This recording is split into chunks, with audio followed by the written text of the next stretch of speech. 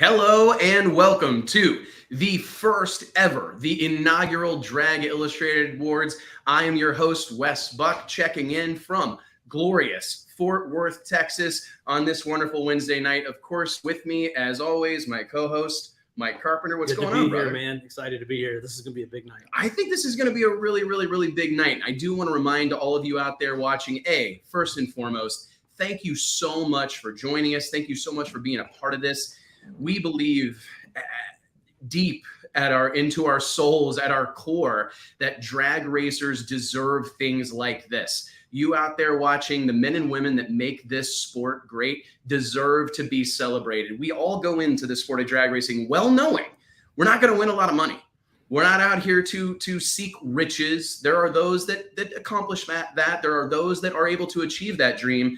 But by and large, we are all here because we love the sport. We love the people. We love the competition. We love the performance of these cars. We want to be a part of it. And we feel here at Drag Illustrated Magazine that perhaps the most significant thing we do is celebrate the men and women that make this sport great, validate those efforts, let them know that it's not lost on us, right, Mike? Like, as a racer, absolutely, that little bit of accolade, that little bit of a pat on the back, it can make all the difference in the world. And this is kind of like another trophy for these guys, right? And how many times have we talked to them and said, would you rather have a check or a trophy?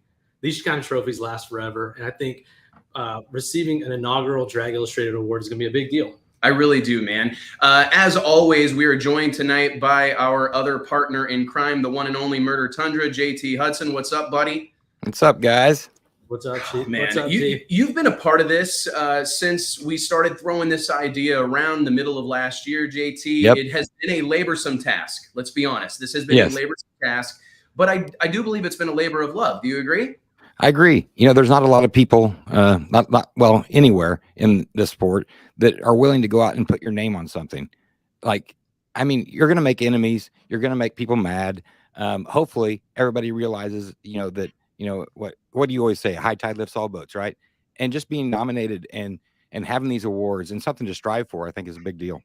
Man, I'm glad you said that, because I would like to preface this entire deal that this is a competition. No doubt. And when there's competitions, there's winners and there's losers, right?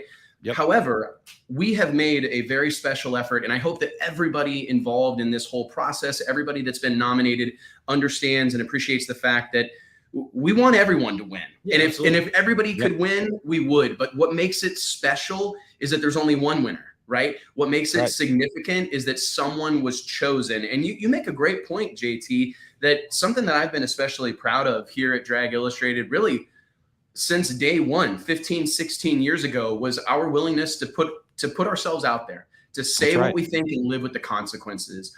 And I want to preface this entire show by saying that we believe this sport is filled with racers of the year. I believe this sport is filled with people that are breakout stars. It's not just 3, 4, 5, one person. This community, this industry is comprised almost entirely of the greatest people that I've ever met. Most of my dearest friends, most of my mentors, the people that I aspire to be and look up to, they all exist in the sport of drag racing. So I hope everybody that was nominated, or maybe you felt you deserved to be nominated, hey, I'm here to say right now, we missed a few of them, right? Yeah, and we talked about this with our nominees and our winners, that this is probably the only place where you're going to see all these names collected together under some of these award headings. The sport of drag racing loves to segment and really drill down on something very specific. And this is a much more broad approach, and it's been a challenge, but that's kind of what we're here for. And I think the other thing to keep in mind is that these awards are for 2021 only. So there's going to be, some people that you're going to see on here, some nominees, some of these awards that had outstanding seasons. It's not really a lifetime achievement award. It's those days will come. What did you do in 2021? And I think that's exciting. Obviously, we can come back next year and do this again. And names that are on the radar or names that are just completely off the map right now may explode in 2022 and be here next year. I couldn't agree more. JT, I would like to remind everybody to join this conversation. One of the things that we've been saying here at Drag Illustrated for years and years and years, especially on our weekly show, the Wes Buck Show, that your involvement, your engagement, your participation makes all the difference in the world. So join the social conversation here tonight and moving forward using the hashtag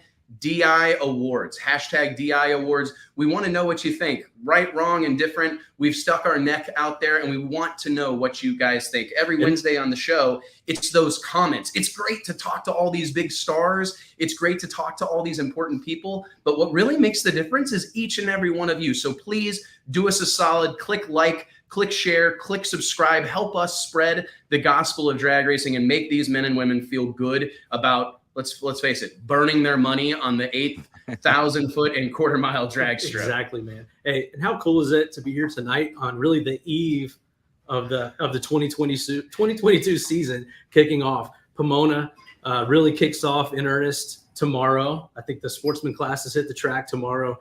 So we took a couple extra weeks to get this thing ready. Right? Yeah, and admittedly, I think the timing is excellent.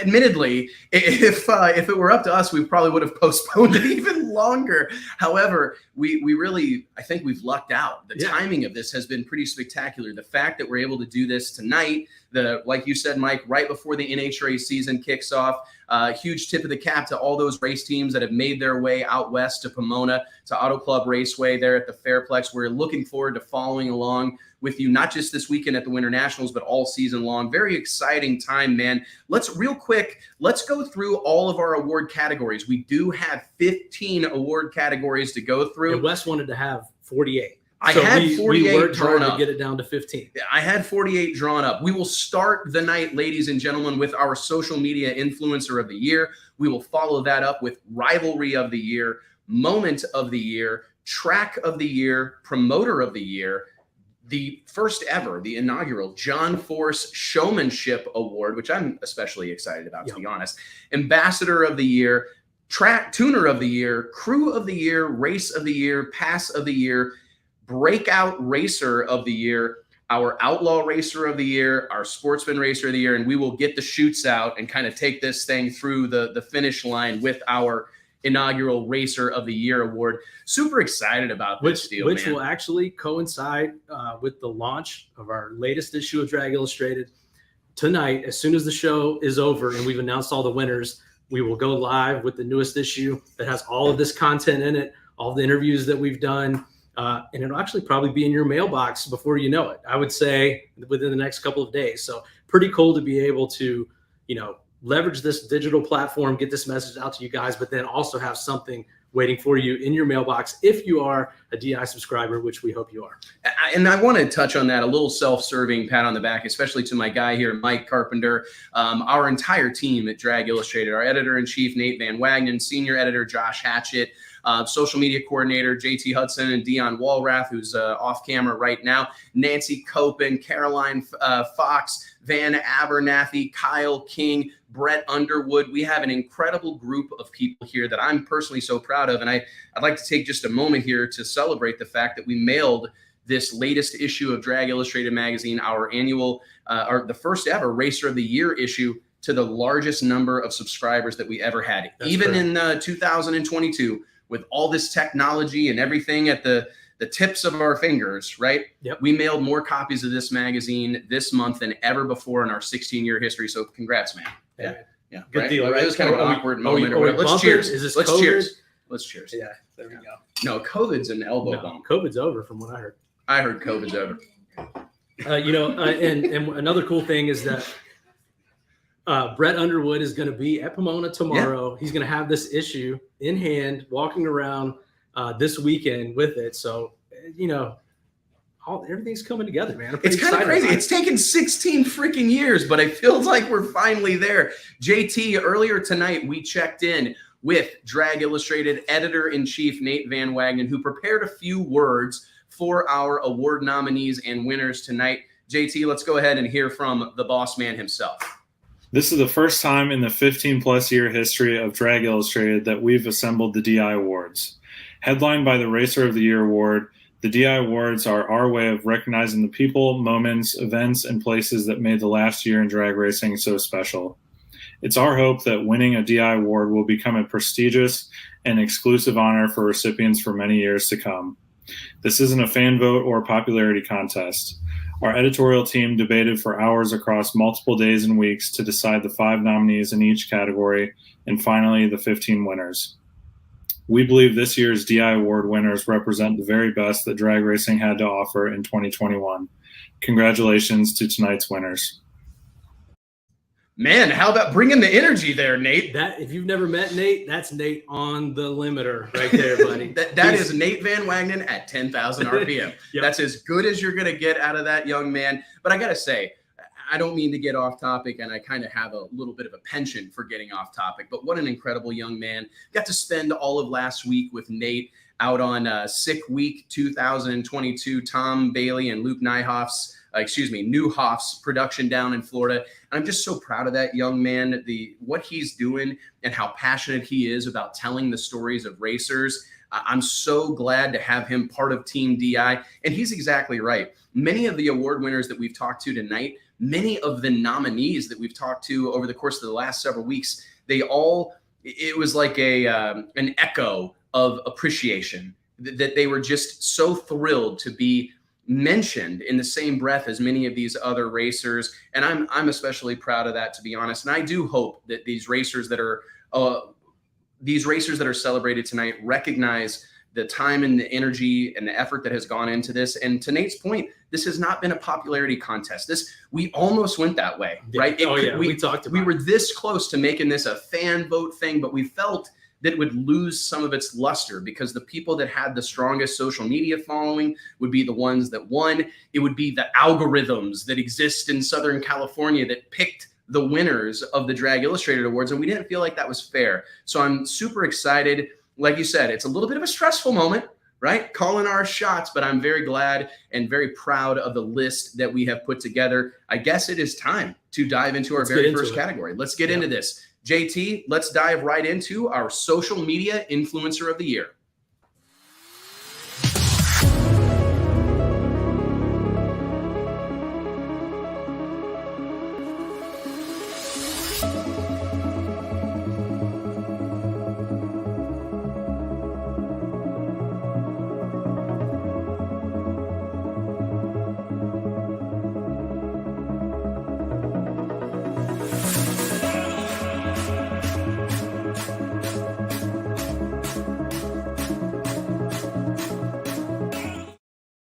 Mike, this is an especially fun one, and I did forget to say everybody's name, and I'll take care of that in the future. My apologies. But our social media influencer of the year, this has been a very dynamic conversation because unfortunately, or fortunately, however you want to look at it, I do believe the term influencer has some negative connotation in this day and age. I mean, I can understand it in one regard, but we worked to kind of come up with an alternative word, and there's really nothing better to describe it.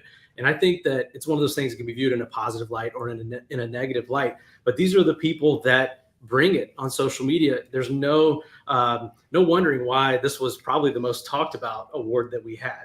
It's kind of crazy because everybody was trying to identify their own definition, right? Everybody was trying to, hey, what does influencer mean to me? Or what does influencer mean to the world? Well, to us, I can tell you that the word influencer meant, to your point, people that bring the heat on social media, people that use the tools that are available to them to not only grow their brand, but elevate the status of the sport as a whole. This is something that this could very well be the #1 category, because in this day and age here in 2022, where I believe something like TikTok and Instagram rule all, I can't really overstate the importance of being a social media influencer. And these men and women, Alex Laughlin, Alex Taylor, Leah Pruitt, Clay Milliken, these are people that are using the tools that are available to them to better themselves and our sport, and we appreciate it. It means something to us, man.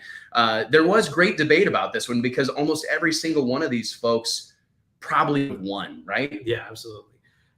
We looked at all different kinds of metrics to determine this, and really this was something probably our most hotly debated category. There were a few of these that were just, as soon as we put the names down, we were able to make a decision. This one was tough, but I really think in the end that we chose someone that is probably having the largest impact, and especially in 2021. And I think historically, when we look back at which racer has the most significant, has painted the widest swath I think we would be hard pressed to find anyone who has done more in that regard than this young. And consistency too. Yeah, we talked about that as absolutely. well. It is so hard. How hard is it? You're like, man, this is an awesome pick. I need to post this.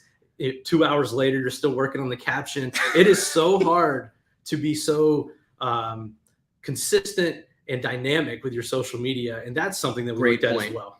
And it really is a challenge. And again, I want to tip my cap to all these nominees, but everybody who takes it seriously. And I'm sure all of you watching can relate. You'll see someone that goes hog wild posting on their social media for like 3 days, maybe 5 days or whatever. And then it vanishes because it's seriously hard work. It's like a full-time job in this day and age. JT, let's put someone in the winner's circle right here and now. Roll the tape.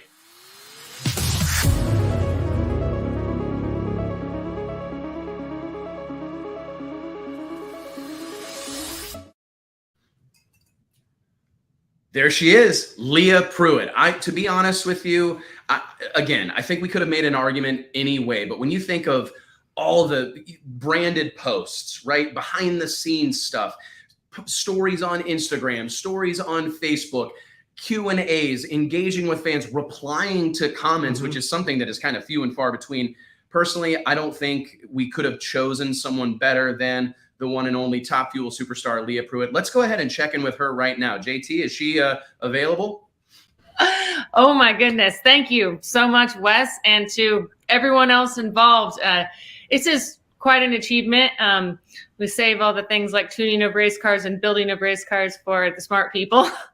And I am very honored. I've spent a lot of time and effort with a lot of great people doing what we've done in the last year. And so to be recognized by Drag Illustrated for influencing within the motorsports community and drag racing world with our partners.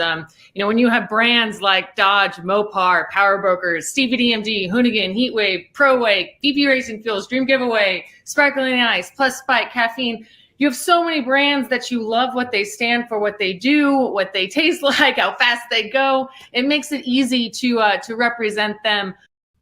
What do you think it is? I mean, when you look around, I know that social media content gathering in this day and age, Leah, it's not something that you do by yourself, right? I'm sure Tony Stewart and his iPhone have captured a whole lot of stuff, but I know there's been a lot of people that you point to as people that have helped make this presence on social media possible. But really, like Mark Rebellis and I really have to throw it out to True Speed Communications, a company that I teamed up with this year to really help me get the content out and share the messages that I had while racing. So it was very much a team effort. It's been amazing to watch this whole thing unfold. We feel lucky here at Drag Illustrated that we've had a front row seat to the Leah experience, your early Nostalgia Nitro Funny Car days, diving into Pro Mod and then into fuel racing. It's amazing to have seen it up close and personal, and we couldn't be happier for you nor more proud of you for all that you've accomplished in our sport. And I genuinely can't wait to see what you have next. What you do next. 2022 may just be your year. Well, I sure hope so. You have a lot of other great awards out there, like the Racer Award. That's the pivotal one, right? That's the one that everyone wants. So as got our foundation and influencership, but really what's on track is where my eyes are at this year. So as we keep going, but a huge thank you to the fans that have stayed with us with this program, with me, and continue to go forward. Keep tagging, liking, posting, commenting, all the things, and we'll keep reposting them and keeping this thing going. And I just want to say thank you again, Wes, for the appreciation. Thank you, Leah. What do we got to do to get, I want Leah to share this right now. Yeah. I mean, we've got to get, so that's the whole thing. You heard it right there. It takes everybody sharing this stuff, helping us spread the gospel of drag racing. One category done, buddy, and it's time to dive into the next one. We can talk about that one a little bit. We got a lot of ground to cover here tonight. Yeah. Oh, yeah. Let me make eye contact with the producer. Yeah. Dion is saying move forward. Okay, we've got to move forward. I will talk about every one of these for like an hour. But congratulations to Leah. And she made a good point. We've been there front row seat from the start. And that's something we actually considered as well. This is almost, social media has helped build her career, but she doesn't really, at this point, she's so well established, she doesn't have to do it to the level that she continues to produce on social media. And I think that's but she chooses to the consistency that we talked about, that she chooses to continue to give us that look behind the scenes, uses it to promote all those brands, those sponsors. That's how she built all that. So I think at this point in time, she's the most accomplished social media influencer in our sport. Well, and that's why we gave her the award, Mike. Yep. That was the whole idea. Ladies and gentlemen, let's dive into our second award category of the evening, the 2021 Rivalry of the Year.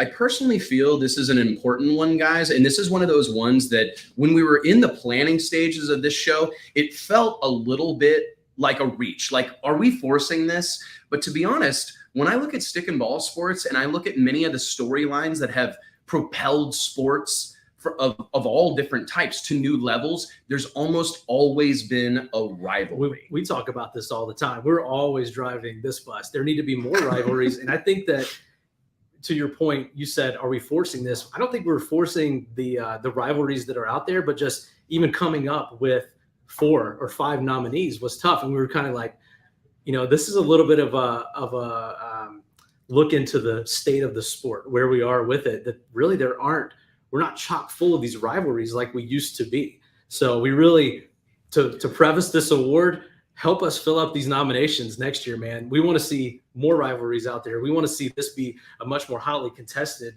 deal going into 2022. That would certainly be my goal, Mike, because we can't get enough of this stuff. Again, going back to my ever-present stick and ball sports references, look at the Lakers and the Celtics. Where would the NBA be without that rivalry? Right? I honestly don't know. Many of these rivalries have defined entire sports. And I look at the sport of drag racing and I said, man, we need more mano-a-mano action. We need more of these rivalries. And when we started to put together this list of nominees, it was a bit of a struggle. However, there are some out there. I mean, I look at KB Racing versus Elite Motorsports. That has been the storyline of Pro Stock for the last several years. We've seen these championships in NHRA Pro Stock come down to the wire, right? Come down to sometimes the final round of the final race of the season. And that, to me, has been perhaps some of the most interesting storylines that exist in our sport. Earlier in 2021, I believe it was midway through the season when we saw Matt Hagan and John Force go toe-to-toe. And I go, ooh, I like this. I could use a little bit of this. I want to see some guys mad and upset. And it just adds, you know what it does? It lets the fan base and it lets all of us, the entire world, know just how serious these guys are. It lets us know that there's a rivalry there. I think a lot of these rivalries, if you're an insider or if you are out there at the track every week, you may hear about these. They're almost like underground rivalries.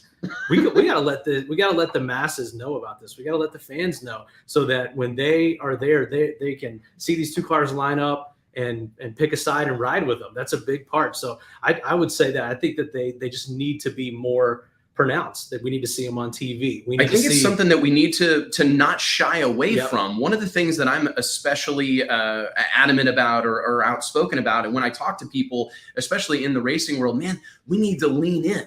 Whenever these rivalries present themselves, let's not all run for the hills. Let's lean into it. We can be, polite and cordial, right? We can behave like gentlemen and gentle women. Is that a word? But we can behave like decent people. But whenever it comes to getting down between those two pieces of concrete, it's okay for there to be a good guy and a bad guy. It's okay for there to be two sides, and we're very, very excited about it. JT, let's go ahead and roll that winner tape.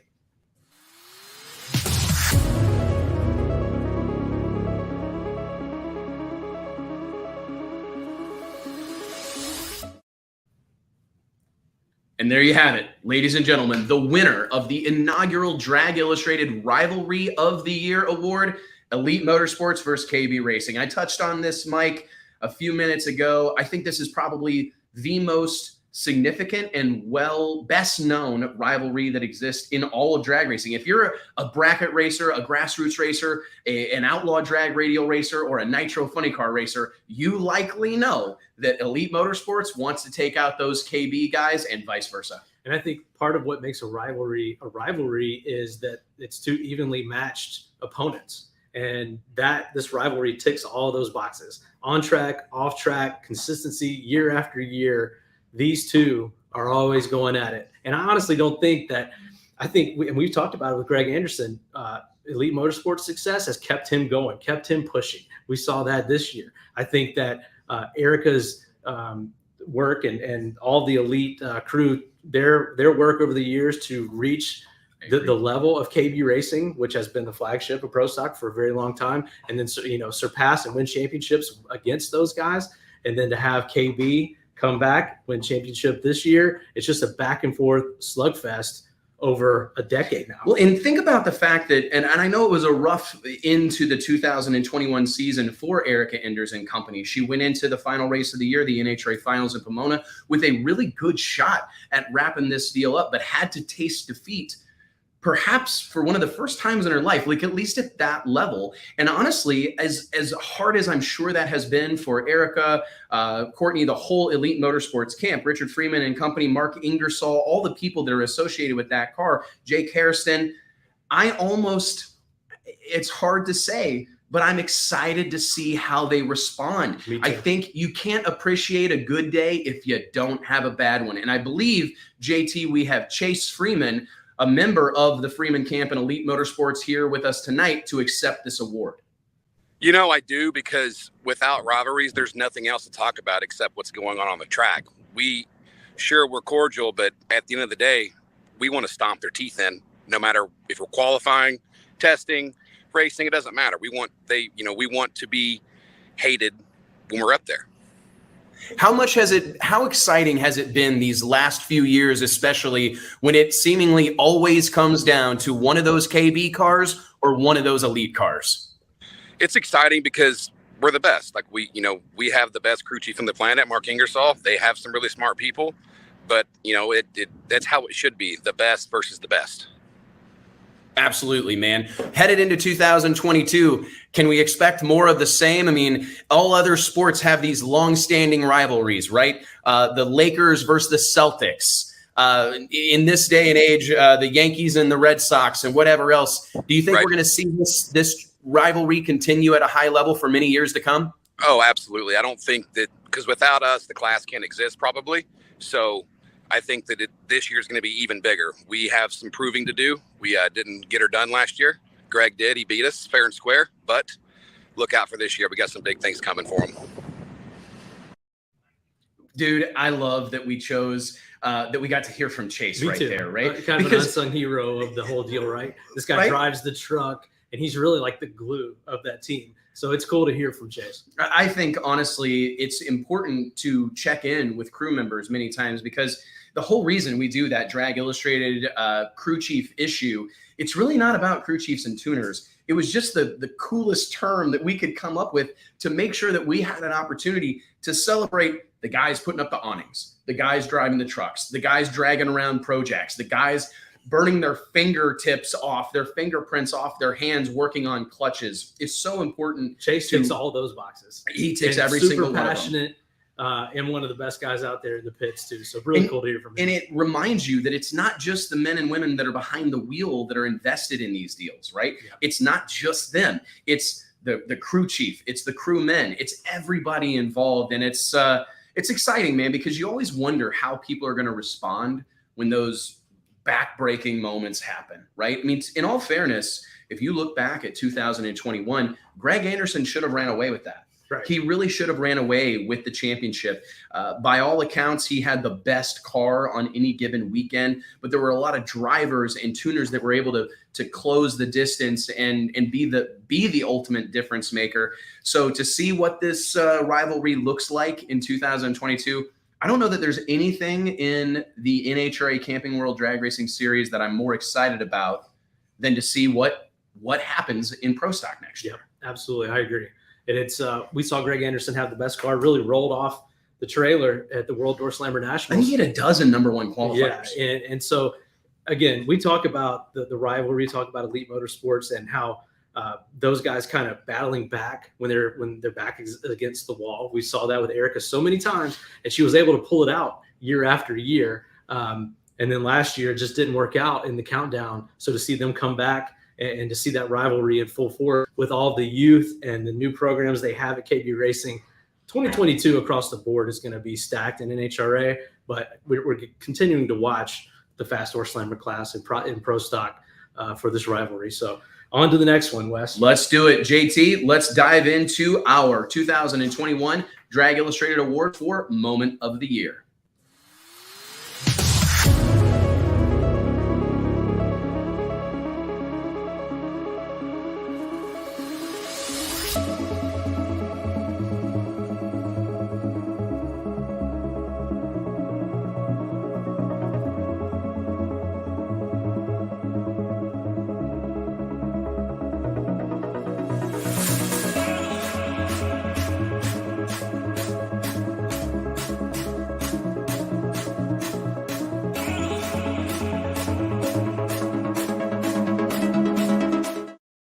I've got to say that of all those nominees, Bruno Massel Jr. versus Mason McGahey, that epic staging duel that took place at Heartland Park, Topeka in Topeka, Kansas, my dad, this one's tugging at my heartstrings a little bit. Oh my goodness. Justin Kirk putting the Buck Brothers Racing Extreme Pro Stock Cavalier in the winner's circle for the very first time at the PDRA national event in Bowling Green, Kentucky. It was unbelievable. I mean, like for our family, oh my goodness. I don't know that we'll ever recover, Mike. That's going to have your dad racing for another 10 years. There is no doubt about it. He will spend himself silly to chase another one of those Ironman trophy from the PDRA. We also had TJ Coughlin taking out Greg Anderson late in 2021, which could have been the ultimate difference maker. What a pivotal moment for a young man, a young racer to step up and make a difference. I love things like that. That door was shutting, and he shoved his foot in it. He last did. second and just cracked that window open for some chaos to happen. Ooh, what could have been. We also had Lyle Barnett scoring that incredibly memorable win at the NHRA Texas Fall Nationals, an event that was special enough on its own, but then you put a first-time winner in the winner's circle for NHRA Pro Mod, one of the most hotly contested categories in all of Door Slammer drag racing and all of drag racing for that matter, and for it to be Lyle. Holy cow, a guy that so many of us have been following for years and years and years. I think he's like everybody's favorite drag racer, Lyle Barnett. We found that out when we put him on the cover of the magazine. Holy. How popular was that? And how many people did we hear from?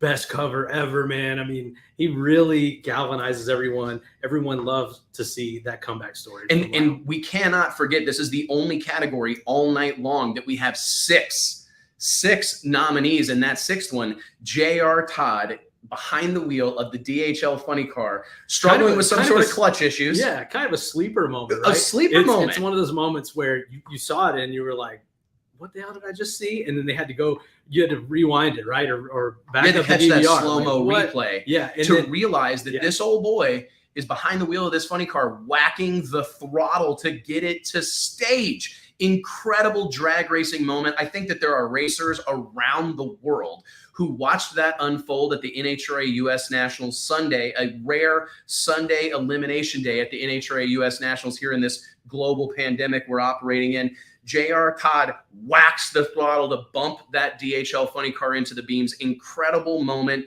Every one of these people, every one of the individuals named here tonight could have won, but there can only be one. JT, roll the tape.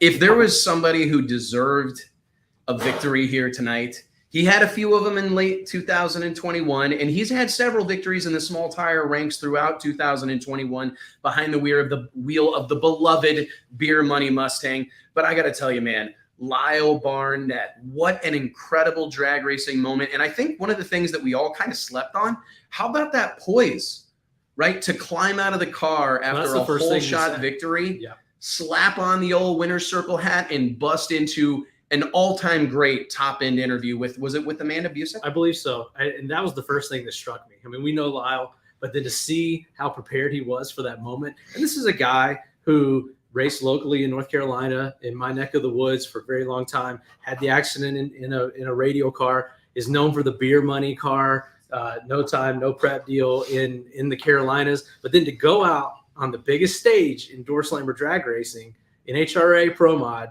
with a turbo car, an unproven, it's incredible for the most part combination in 2021, and to win and then deliver that kind of presentation at the end just shows that he was ready for that moment.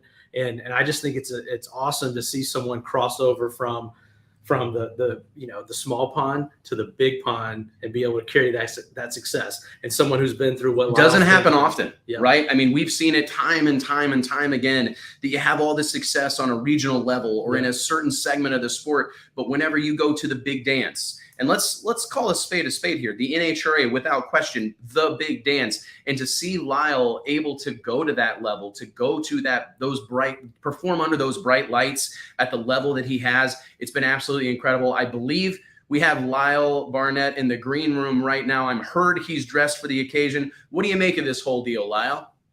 Thank you, Wes. First and foremost, I want to thank the good Lord, man, with him and my family along the way. It's he and my family are the reason that I'm here today.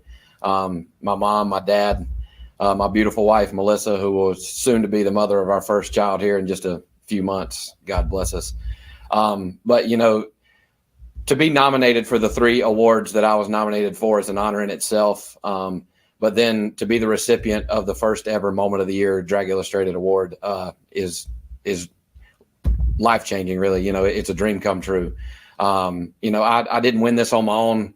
I've got a team that stands behind me, and they give me a race car that can compete and something that gives me all the confidence in the world when I go to the starting line that we can win any given round. And we managed to do that twice this year, winning Dallas and then finishing the season strong there in Las Vegas. My crew chief, Justin Elks, co-crew chief, Anthony Lum, Ben Stoss, Mike Earl, Johnny Maguda, my dad. They worked hard all year long. It wasn't easy. We started the year with one combination, ended the year with a different combination, and like we never lost stride. We picked up the turbo combo, went straight to the winner's circle to win 2 of the last 3. And lastly, I just want to thank all of you at Drag Illustrated, man. Y'all have been a huge part of my success. You've done such a phenomenal job at telling my story from start to finish, and we're not done yet. And I've got a gut feeling that we're just getting started. I've got aspirations to win a pro modified world championship and hopefully move, on further and race pro modified for sure, but maybe something different here in the future. We'll just see what happens. But all my sponsors that have stood behind me, Motion Raceworks, MacFab Beadlocks, Billet Atomizer Fuel Injectors, VP Race Fuels, Precision Turbo, High Performance Lubricants, everybody at JJ Supply of NC, anybody that helped us out this year, and obviously Richard Freeman and everybody at Elite Motorsports. They're just an excellent team to be associated with. If you can't find it or get it done at Elite, it can't be done or you can't find it anywhere. So thank you to all of those. Congratulations to all the other winners of the inaugural Drag Illustrated Awards this year. Truly an honor, and I look forward to see what the 2022 season brings.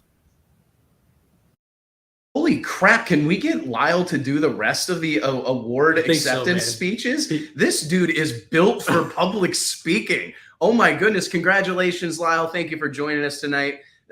I don't know that there are any awards that we're going to give out tonight that are going to tug at the heartstrings and make you feel better than that one. Yeah, absolutely, man. And he showed it again there. He was ready for this acceptance speech, just like he was when he got out of that car in Texas. And check out the red, white, and blue tuxedo t-shirt. Man. We didn't get the memo. We threatened to wear tuxedo t-shirts, and these guys sent it up the flagpole, and I sent that right back down. Oh yeah. We ain't wearing any t-shirts on the show tonight, but huge congratulations to Lyle. That was a special moment. Looking forward to seeing what he does this year and where his career continues to ascend. This dude could be the next John Force. Yeah. I truly believe he has a following that is, you mentioned it earlier in the show, when we put Lyle on the cover of the most recent issue of Drag Illustrated magazine, it was as if our 800 number melted down. I mean, It was such a momentous happening that we weren't even prepared for it, to be honest. Yeah, I mean, it felt like we followed his story. We know Lyle's deal as well as anyone, but it just showed the reach of it and how much his comeback. People love a comeback. They love an underdog, and to see Lyle battle his way back from life-threatening, career-threatening, life-altering injuries due to a horrific situation in the car to where he is now, and to maintain that positive outlook too. That's a big thing that I think that people gravitate toward when it comes to Lyle. It's infectious. The fact that he's had a second chance, right? A new lease on life, and you can tell he's making the most of it. Huge congratulations to Lyle Barnett, that entire team.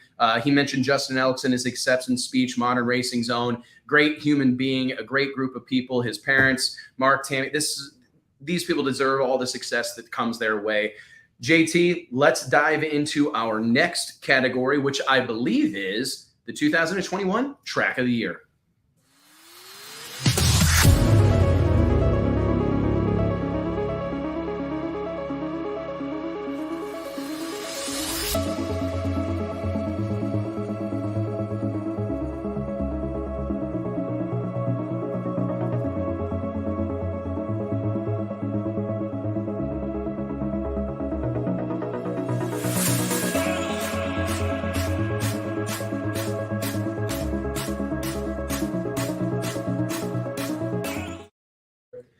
This one is another one of those ones that you just, every time we started to have these conversations, you take a step back and go, man, in this day and age, and I say this genuinely from the bottom of my heart, and I hope everyone's listening, there's not a drag strip in America today, perhaps the world today, that doesn't deserve to be nominated for this award. And I don't mean to derail. We've got some momentum. This thing is going really well.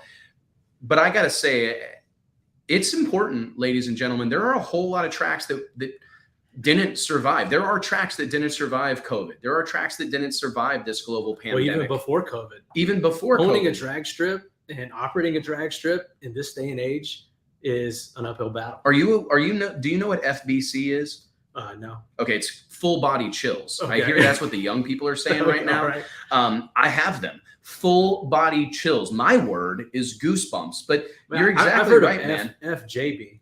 I've heard that one. Yeah, seen that it one's seen it on hats and things like that. Yeah, it's fairly popular. But I got to say, I have full body chills thinking about the trials and tribulations that track owners and operators around the world have faced in the last couple of years. And I hope that you know, on behalf of myself, Mike, JT, our entire team at Drag Illustrated, we tip our cap to everybody who has fought the good fight and kept their racing facility open these last couple of years, despite all odds. If it were up to me, we'd have listed off every single drag racing facility on the planet Earth for the nominees for this award. We had to pick 5. That was part of our plan, was to pick 5. But every drag strip in the country, I hope you know that we all owe you.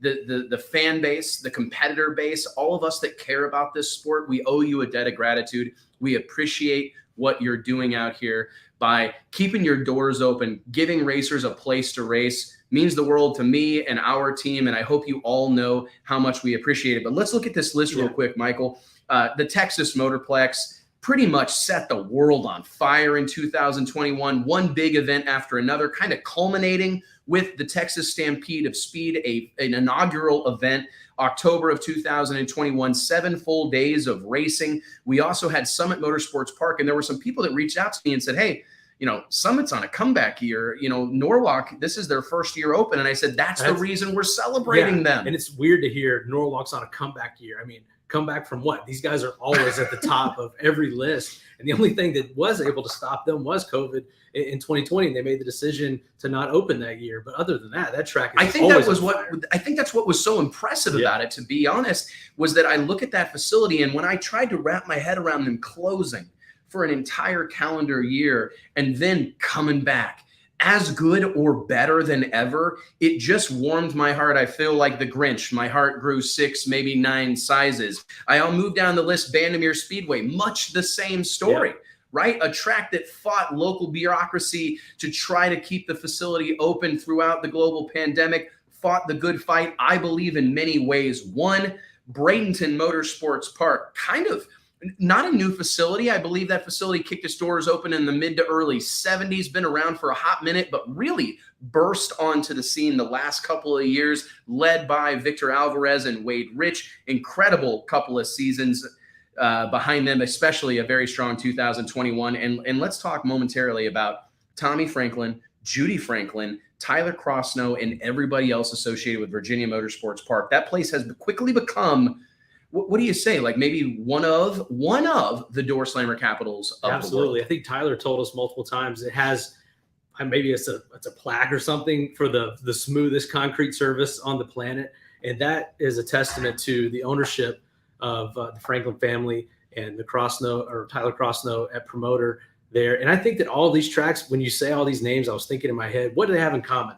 They've all got great ownership and great staff and a great promoter at the helm of it. And what I see, taking that to even another level or going even further, is I see track owner operators that are willing to invest. That is something that our sport in many ways has sorely lacked over the years, is that you have a good weekend at the track and hey, by all accounts, you certainly deserve to put that money in your pocket, but it's great to see these track owners reinvest in the facility. We saw a light show, a Musco-powered light show at Virginia Motorsports Park last fall during the PDRA World Finals to beat the band. I mean, it was something that I've never seen at the drag strip. All these stadium lights flashing on and off to the beat of music. There's incredible things happening at drag strips all around the world, but there can only be one winner of the Drag Illustrated Award for Track of the Year. JT, roll the tape.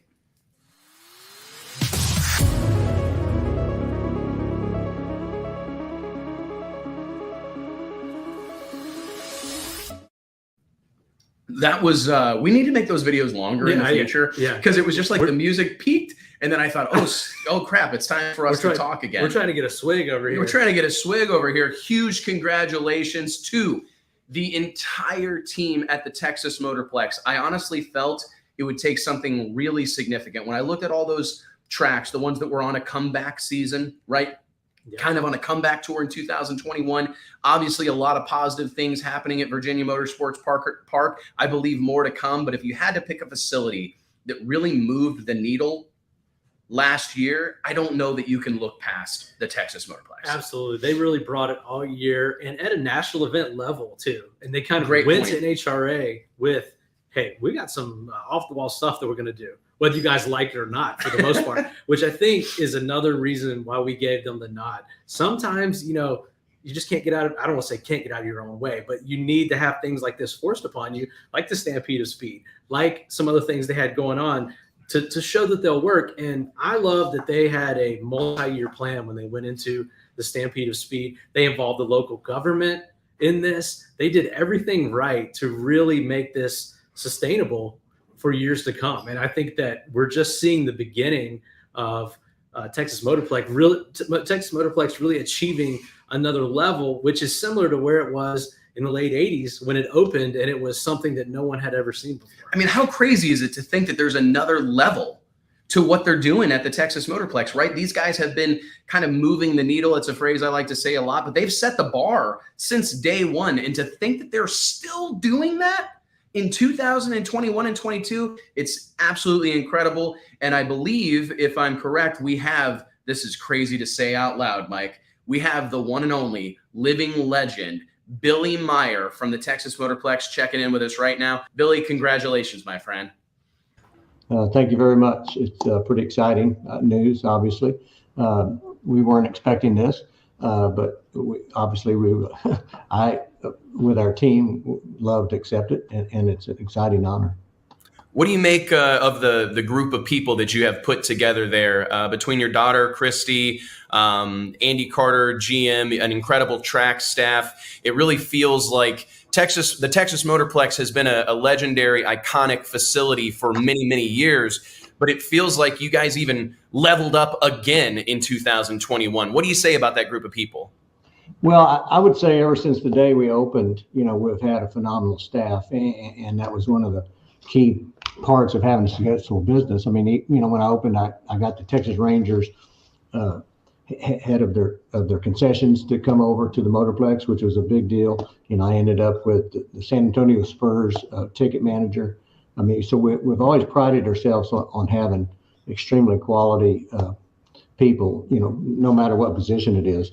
And this MERP, as we call it in the state of Texas, this major event reimbursement program that we have, which is the tourism dollars for the state, that's given us the ability to add to the staff and add, another level of quality to the staff over the last 2 years. And I think, as I told you back in October, this, we thought this stuff was going to happen 2 years ago, and so we're 2 years behind, but we're actually 2 years more prepared, and we're 2 years better staffed. And so I think it's really cool to have, and it is exciting to know that, I mean, we can, if something happened to anybody on our staff, we can just keep rolling, because everybody's cross-trained and everybody knows what everybody else is doing, and it's pretty exciting. Well, you can certainly tell that you have an experienced staff and a whole lot of people that are willing to be Swiss Army knives and wear whatever hat is required. Closing comments here, Billy. I think you guys set the drag racing world on fire with the Texas Stampede of Speed. Something like 7 days, I think we were at the Motorplex with something to do every single day. Can we, I'm sure we're going to see that again, but do you guys have plans to double down or expand that event even further this year? Yes, we do. And I think Christy told you last year, it's a 5-year plan that we have, and it's a 9 or 10 day event this year. And we have the Funny Car Chaos Finals the weekend before this year. And we have quite a few things different. We have bigger bands than we had last year, and we have 2 days of bands instead of 1 day. And then, of course, we have all the different racing programs during the week. And so I think this year's, God willing that he can bless us as much with weather as he did last year. That's the one caveat that you can't, that's out there all the time, to depend on how successful and how cool the 9-day event is. Well, thank you so much for the time, ladies and gentlemen. Billy Meyer, on behalf of the Texas Motorplex, your Drag Illustrated Track of the Year from 2021. Thank you, Billy. Thank you. God bless. How cool is it that we're talking to a literal living legend? Like, that word, that phrase, living legend, it gets thrown around a lot. Absolutely. It's kind of like when you tell your girlfriend at your sophomore year of high school that you love her, right? It gets thrown around a lot. Yeah. But living legend, Billy Meyer fits the definition. For no doubt, man. And we talked about it since not only did he open this track in the late 80s, but before that, he was a legend on the track as well. So someone that has been in the sport basically their entire life and continues to devote themselves, the next generation, his family, his daughter's involved in it.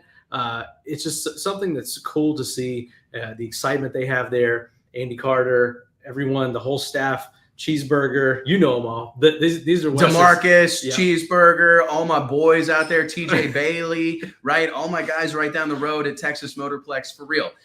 This is a great group of people that I feel blessed to know. And it was funny because whenever we made our initial reach outs for our winners, I just kind of went the path of least resistance. So it's what we do. I reached out to my buddy, Andy Carter, the general manager of the Texas Motorplex. And he called me and he said, "Hey man, Billy wants to do the acceptance." And I thought, Billy wants to? Billy Meyer wants to? What a big moment for us. So this is a little bit of a Thank you, Billy. Stick our chest out a little bit. Thank you so much, Billy. Congratulations to everybody at the Texas Motorplex. Love these guys. That's my first ever hometown track. Yeah, man. I've never been able to say that before. So you're really leaning cool into deal. this Texas deal. Yeah, I didn't wear boots tonight, but I thought about it. You thought of And that it. What about the little? It's worth something. Is it like a bolo tie? Is that what they call that? No, what is it called? Is that a thing? Yeah. Is it a bolo tie? I don't know that I could pull that off. I don't know. If it had like the turquoise stone. Next year, Okay. the turquoise stone. Yeah. Okay. Next year we are going to have those. Ladies and gentlemen, JT, let's roll the tape for our next award category, your 2021 Drag Illustrated Awards Promoter of the Year.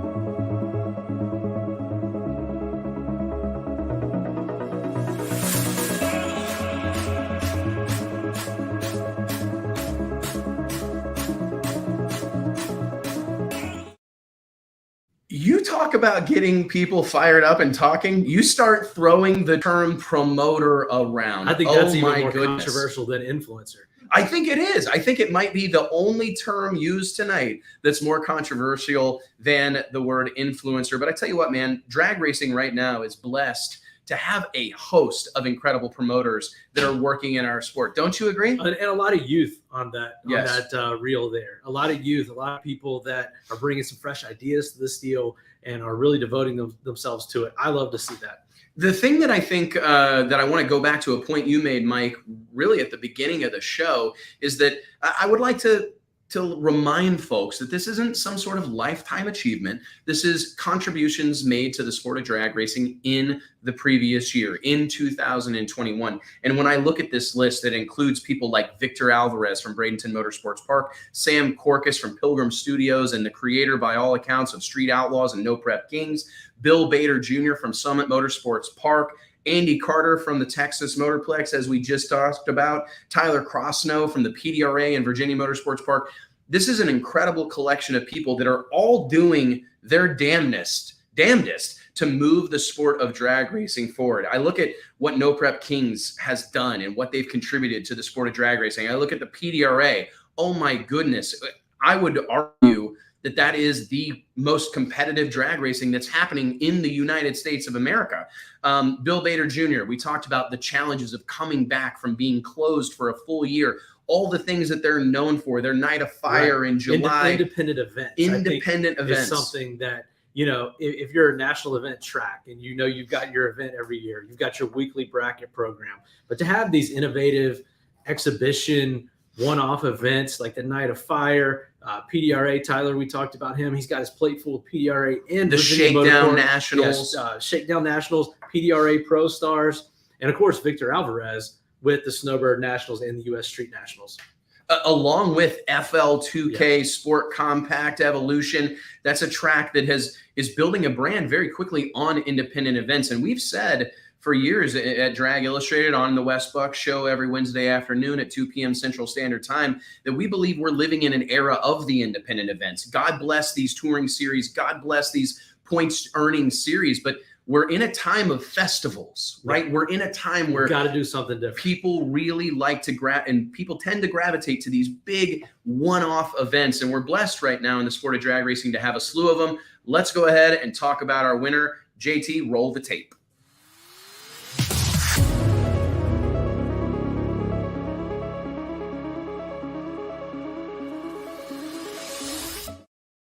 Your 2021 Drag Illustrated Award winner for Promoter of the Year, Bradenton Motorsports Park's own Victor Alvarez. If I'm correct, JT has Victor queued up in the green room right now. Vic, what can you say about this honor, this award here at this moment in time with so many good things going on in the sport of drag racing? What's this mean to you? Thank you, guys. Thank you. What an honor. What do you make of this, man? I know there's a whole lot of people that throw their name in the hat as a promoter. There's a whole lot of people that that wear that title, but to be the promoter of the year amongst this group of people and these other nominees, what's it mean to you? It's really flattering, man. Like when I started in this business, I wanted these kind of accolades. Obviously, I wanted to be the best at what we do, but it wasn't easy. And truthfully, I don't know that I'm worthy, but I appreciate that you guys think I am. We still have a lot of work left to do, but with help of some amazing people, some really good sponsors, and just the best staff in the world, we're able to do it 4 years later. Promoter of the Year. Well, 4 years as a track owner, and I've been doing events since 2013, but this is it's a big honor. I really, I'm flattered. How, dude, I know that we both know Victor personally, a great human being, a great young man that's doing incredible things for the sport of drag racing. But to hear from him and to hear that line, I don't know that I'm worthy. It kind of hits home. I don't know about you, but it kind of tugs on my heartstrings. He's a humble guy, but he's been on this trajectory for a while. 30 under 30 nominee a couple years, or winner or honoree. I think Yeah, it's the term honoree is, I think, the term honoree we use for that. A couple years ago, this is someone we had on our radar that we knew was doing big things, and he's continued to do that. This past year, the Snowbirds, U.S. Street Nationals, like you said, the import events, and someone that's not afraid to speak his mind, and someone that we've had on the show that we featured multiple times and really get a lot of insight from. And I think someone that brings a new perspective and is just going to continue on this path. The cool thing, one of the many things that I appreciate about Victor, to your point, that he's willing to speak his mind, he's willing to try new things, he's willing to step outside of the box. But man, it just seems honest. It seems authentic. Here's a guy that genuinely cares, that's trying to do something significant. To He's that point, trying to move the needle. What happened at the U.S. Street Nationals with the bad weather? What do we see happen there? We see Victor Alvarez on the back of a Chevy pickup truck addressing the racers like a man, addressing these men and women, talking to them face to face, eye to eye. And I honestly can't say enough about it. I mean, I don't mean to call out anyone or anything like that or stir up a bunch of controversy. That's nothing against anyone else, but this is something that you don't. It's not common. It's not common, common, Mike. Yeah. I mean, you make a great point, man. It's not that common to see a race promoter or a series official that is willing to go get eye to eye with their money spending customer. And, make sure that everyone leaves there feeling appreciated, and make sure that payout is distributed the right way. So a lot of times you see some different decisions made for one way or another, but I just think that speaks to his integrity, and Absolutely. Speaks to when you go to do business with him, when you go to race for him, that he's got your back. The thing, and I said this to Victor briefly when we discussed this whole thing, was that people called us. That's a rare error. They called us to tell us about what Victor did. They called us. I had many members of the racing industry. I mean, I'm talking about people from significant spots that exist in this landscape that reached out to me personally and said, hey, man, this guy's doing something significant. What this guy's doing is important. It's impressive. And I'm genuinely thrilled to be able to honor him here tonight. Yep. Before we dive into, we're almost at the halfway point, Mike. Ooh, man. We're about rolling. halfway there. Rocking and rolling. It feels like we're making hella progress. Huge congratulations to all of our nominees and winners thus far. JT, let's dive into our next category of the night, one that I am especially proud of, the John Force Showmanship Award. This is a good one.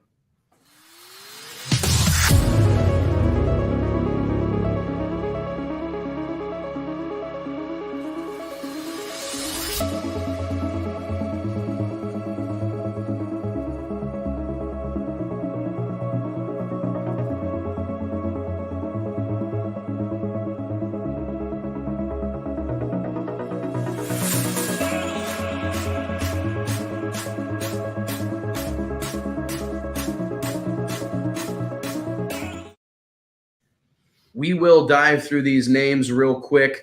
We had 5 nominees for this category.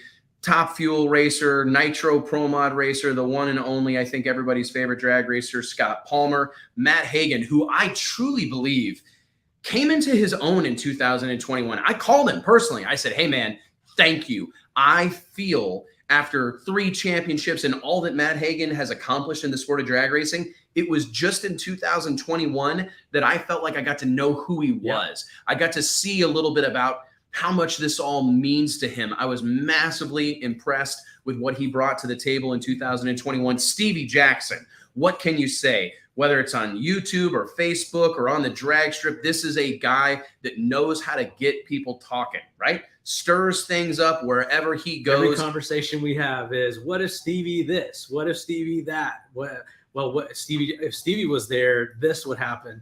I mean, what can you say about that? It really is an incredible thing, and I'm genuinely proud of these people. We talked at the beginning of the show, Mike, about how this particular category, the John Force Showmanship Award, to me personally, it means a little something more, because this is something that I believe our sport is lacking in many ways. Amen. It's something that we've moved away from, right? The early days of our sport were built almost entirely on being a showman, putting yourself out there, going the extra mile, doing a little more than the next guy or gal. And it's something that unfortunately has been sacrificed in many ways in the name of performance. And don't get me wrong, I get it. We all want a little bit quicker, a quicker elapsed time. We all want more trap speed. We always all want to perform a little better in the 60-foot. Nobody wants to disappoint their crew chief.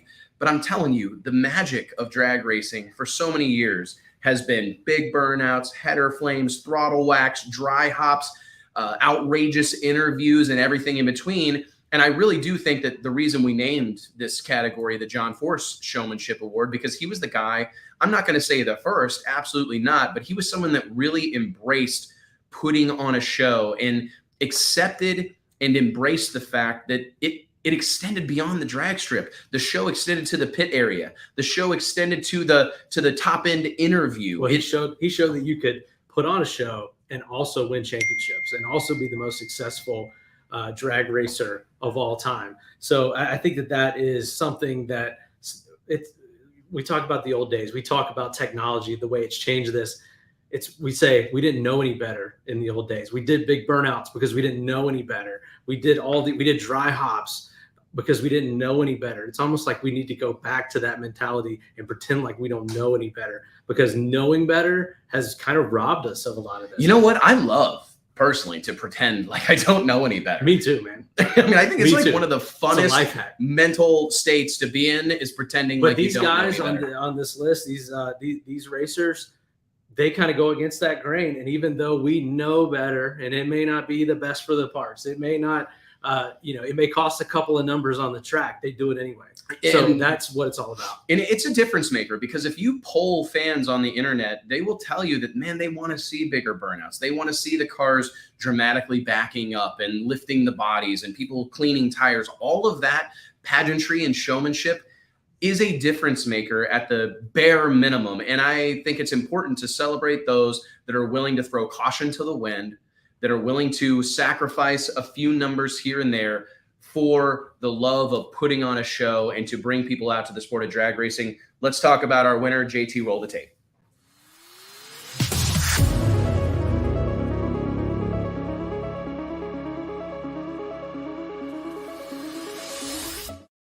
There is no doubt that, listen, I could have made a case for everybody on this list. I think that Lyle Barnett, I think about all his social media outreach, everything that he does behind the scenes to put on a show, racing a multitude of different cars. I look at Stevie Jackson, another social media phenomenon, a YouTube celebrity. These guys, Alex Laughlin, people that are the Power to the People campaign and leaning on his fan base to propel him to the highest levels of drag racing. But I got to be honest, man, Matt Hagan whipping the wheel as he comes up the shutdown or comes up the finish line at Vandamir Speedway, grabbing the camera and throwing a fit. We see some showmen in those men. But when I think about Scott Palmer, your winner of the 2021 Drag Illustrated Award for Showman of the Year, the Showmanship Award, Scott Palmer, from the Nitro Pro Mod at the Texas Stampede of Speed to the way he interacts with fans in the pits, the throttle wax. This is a guy that drag races for all the right reasons. He sets the bar, man. He sets the bar. At the Stampede of Speed, we saw him with his Nitro Studebaker. He even said, if they let me, I'd turn the lights off, and we want to do this deal with no lights on the track. And I mean, some of the stuff is just borderline crazy, but borderline crazy is what drag racing was founded on, and it's kind of what we've lost. So the more we can do for borderline crazy, I'm all for it. I couldn't agree more, Mike. And I believe Scott Palmer's with us now. Scott, what do you make of this whole deal? Drag Illustrated Showmanship Award named after John Force. I can only imagine that this is something that rings true or means something a little more to you. Hey, man, I can't thank you, Wes, enough for this award and Drag Illustrated and everybody involved behind the scenes. All these guys, Lyle Barnett, he's my hero, one of the greatest humans alive. Alex Laughlin, obviously, I like Alex Laughlin. He drives our Top Fuel car. Matt Hagan. And then finally, I get to beat Stevie Jackson at something. Finally, I beat Stevie Fast Jackson. It's a great award. I really appreciate it. Well, Scott, the purpose of this award is to celebrate the folks that we feel are doing that little bit something extra. I remember conversations with you in the past about refusing to run the wheelie bar way down, refusing to give up on the throttle wax in the pits when you're seating the clutch. I know that those things can be a challenge, and maybe they detract perhaps from the performance of the car, but I hope you know that our whole sport is better because of people like you that are as committed to the show as they are the performance of their car. So thank you, man.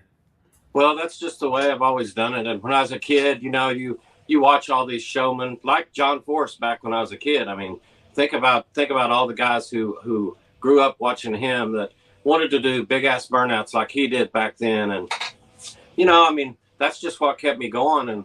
And I've, it's definitely hurt me over the years, probably performance wise, probably sponsorship wise, not being so corporate, but doesn't matter. I'm sticking with it. And finally, the world has gotten crazy enough to come back around to me. They certainly have, man. I know there is an incredible group of people around you that have supported this journey that started in southern Missouri and has ended up on the bright lights, the big stage that is the National Hot Rod Association's Camping World Series Tour. What do you make of that group of people that has supported you all these years? Well, I'm lucky. I don't really have corporate sponsors. I have they may have started off as a small sponsorship, but they've all ended up being great friends. And we do this as a more like a friend and family deal. I mean, it's a tough deal to do that way, but the way it's ended up between Kent Longley, Mark Recycling, Tommy Thompson, Chase Myers, we got a whole group of people here. RJS, Jeff at RJS. These are all just friends of mine. We call and talk on the weekends about normal stuff. This is not just a race car deal. And I think that's what makes our craziness go, because our whole group of people rally around some of the stupid ideas I have. It's not just all about NHRA, although we love NHRA. Don't get me wrong. Well, we cannot wait to see what you have in store for us next. Thank you so much, Scott, and congratulations. Thank you. We've got a lot of crazy stuff coming up this year, and we're gonna run nitro in some wild places this year. So it's gonna be a lot of fun, and we'll see everybody on the road. And I really appreciate the award. It means a lot.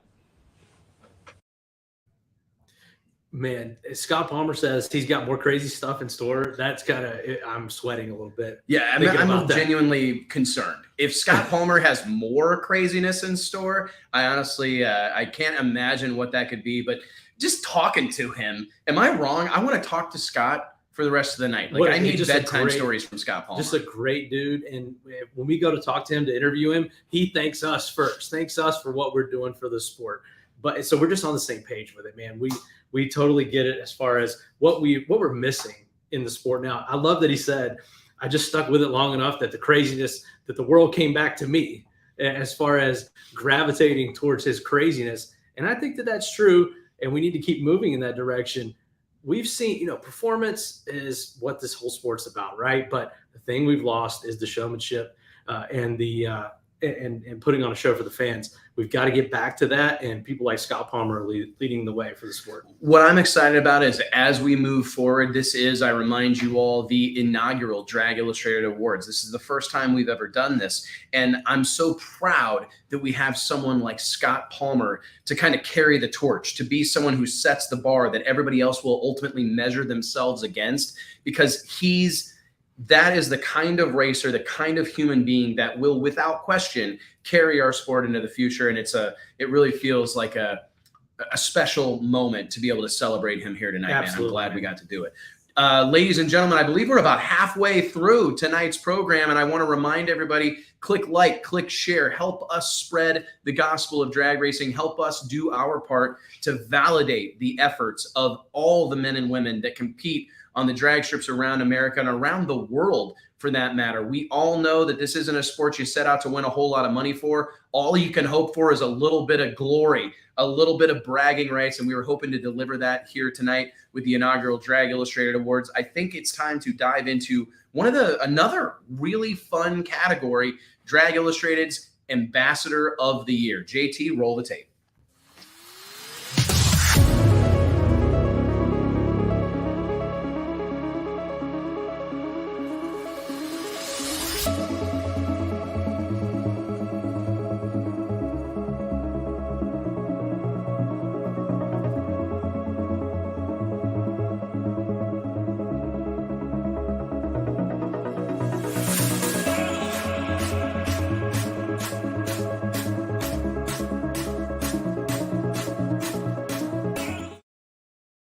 Are any of these not going to be fun? No, man. And we're really getting into the meat of this deal now that really, for us at Drag Illustrated, kind of the ethos of what this magazine is built upon, ambassadors of the sport of drag racing, spreading the gospel of the sport, positivity, working hard to spread the message outside of the confines of the gates of your local drag strip. Absolutely. And of course, our previous award, Showman of the Year, really gets into what we believe in here at Drag Illustrated.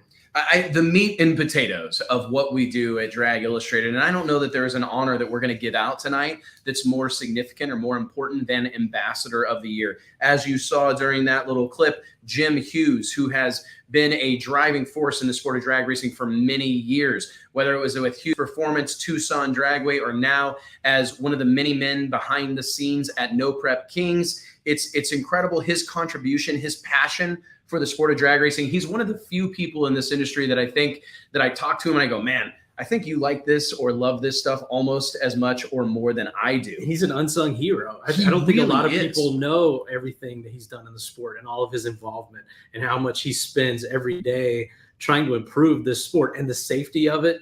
And even on the No Prep Kings deal, kind of taking that deal, making sure that everyone is safe there. Just a guy that does it for the love of it, but not for the accolades. How about Clay Milliken and Ron Capps? We lean a little heavy in Nhra on this particular category, but what they've done, Clay Milliken as a top fuel driver, Ron Capps as now a team owner, but a longtime driver, their willingness to do the sponsor appearances, be vocal and very visible on social media, to be activists for the sport of drag racing. Those two as racers, I believe, exist in a class or category of their own. Yeah. There are very few people that I think we could identify as peers when it comes to what they're doing away from the racetrack. World champions on and off the track. Absolutely. That is how I would put it. Guys that have devoted their life to the sport and have had success and reached the highest levels, but continue to push off the track as well. Brian Loans and Dr. Jamie Meyer from the performance racing industry. And Brian Loans, I think he is best known perhaps right now for his role, his involvement with NHRA and Fox. But of course, many of those that are in the know would know that he's been a part of the drag racing scene for a long time, whether it was in the announcer deck via bangshift.com. He's an ever-present part of the drag racing community. And those are some guys that have really done their damnedest to move the sport forward, but not just hardcore drag racing, right?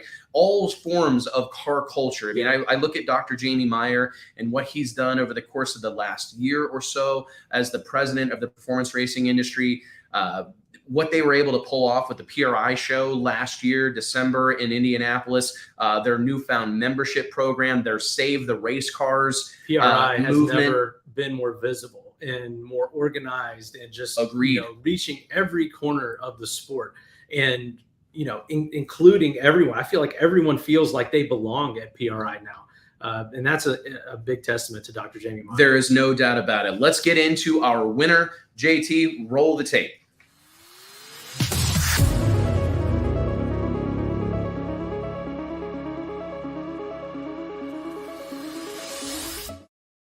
This one could have went any different way. I don't know that there's a single one of these, and this may get a little bit repetitive because it's true across the board, but seriously, every single one of these people have contributed to the state, the status, the current level that we are enjoying in the sport of drag racing. But my goodness, I don't know that I have to look any further than my week in Florida during Sick Week. Tom Bailey and Luke Newhoff's program last week, the latest and greatest drag and drive event that exists in our industry. Everywhere I looked, he wasn't even there. Brian Loans wasn't even involved, but he had his presence was felt. His voice, I believe that Brian, this, correct me if I'm wrong, but I think these were the words used on the cover of Drag Illustrated a few years ago, the new voice of drag racing. Absolutely. I was going to say that. He is 100% the voice of drag racing. He's the new age Steve Evans or Dave McClellan. And I believe we're having a touch of technical difficulty getting the loans. Let me see here. I'm going to find this momentarily because I think it is worth getting Brian on here. One moment here. I mean, just continuing to speak about Brian, this is a guy, I heard him back on the IHRA tour when we were racing the IHRA Pro Mod back in the early 2000s on the mic at New England Dragway in Epping, New Hampshire, which are his stomping grounds. And I think I turned to my dad and said, man, this dude's good. That whoever this announcer is, this guy is legit. And to go from there, I think he worked for like Scott's Lawn Care or something at the time. And he was moonlighting as a drag racing announcer. And to take it from that all the way to essentially being the voice of drag racing, as we like to say, he's going to be the voice of the new video game, which according to Brian is going to be next level. A guy that's really worked, like we've talked about, behind the NHRA announcers booth and also in so many other formats to broaden the sport.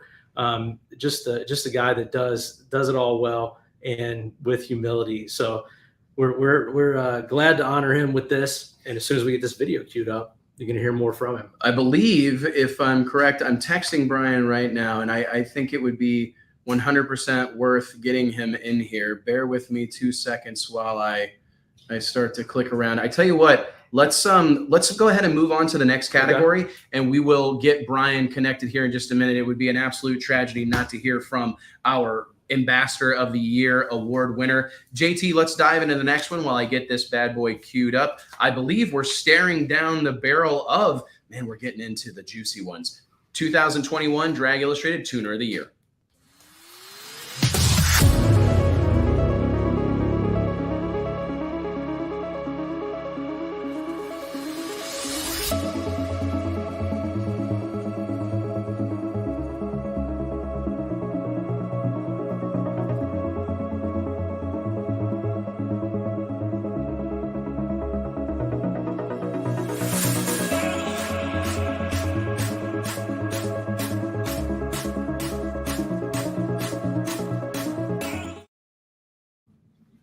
Well, and how about it, man? Let me see. I got a little bit of echo here. I apologize, ladies and gentlemen. Our Drag Illustrated Tuner of the Year award. This is another one where, honestly, Mike, there's like 6,000 people that qualify as a crew chief or tuner. Let's talk real quick, momentarily at least, about our decision to use the term tuner versus crew chief, right? This was a big controversy inside the walls of Drag Illustrated. There's really a difference. I think a crew chief is someone that obviously is the chief of a certain crew. They work with a team on a consistent basis every week and are that team's lead tuner or manage the team. A tuner to us, I guess, is more of a term that's come from door slammer racing. It's kind of a freelancer or tuner for hire, and someone that is a specialty or has a specialty in a certain combination or has the knowledge to just jump in there and take your car to the next level, to fix your program. Guys that may be working on a handful of cars on any given weekend. We see this a lot in the Pro Mod and Door Slammer ranks. When I think about Tuner of the Year and I look at this sport right now, it's kind of crazy because there are some names that certainly stick out, but we went, in my opinion, to great lengths, in all honesty, to try to find some people that I felt kind of existed outside of the Nitro mainstays, because it had been very easy to pick Brian Hewson, Alan Johnson, right? I mean, there are some guys that are just married to the success of a drag racing program, but we wanted to do what we always do and talk about drag racing from every walk of life, not just Nitro racing, but also door slammer racing, radial racing, sportsman racing, and everything in between. Our nominees this year: Jeff Pierce. What an incredible season this guy had. Midwest Drag Racing season, the Midwest Drag Racing Series, I really think showed itself as a highly competitive, legitimate alternative to other sanctioning bodies, a legitimate competitor when it comes to outlaw 8th mile drag racing.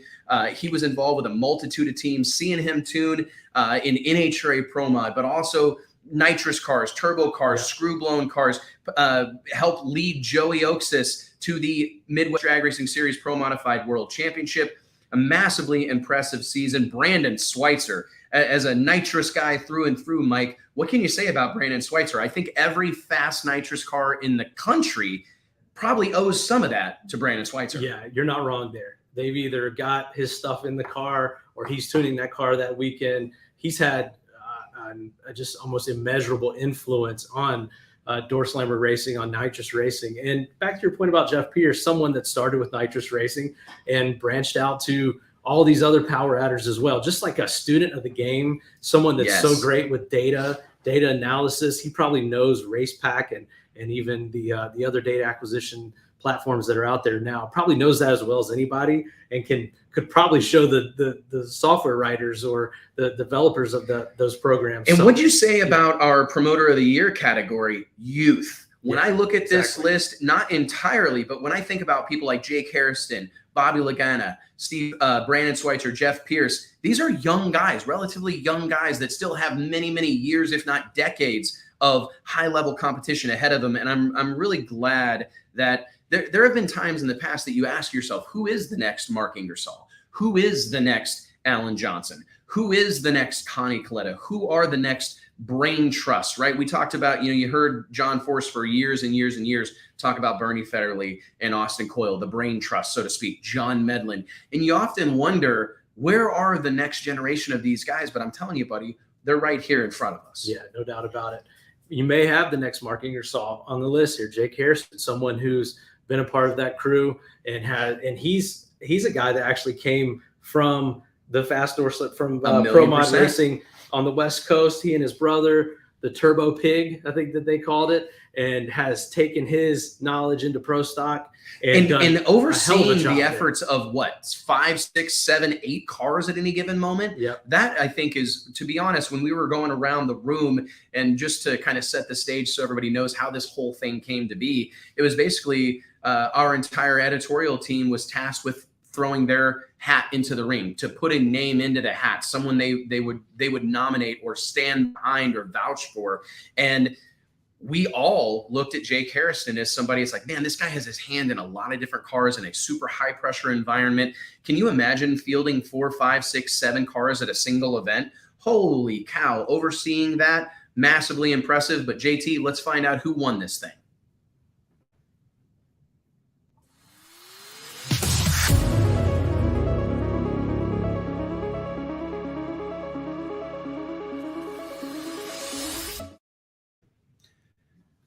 And I believe we've got our technical difficulties completely wrapped up, which is very exciting. And if I'm correct, we have our winner.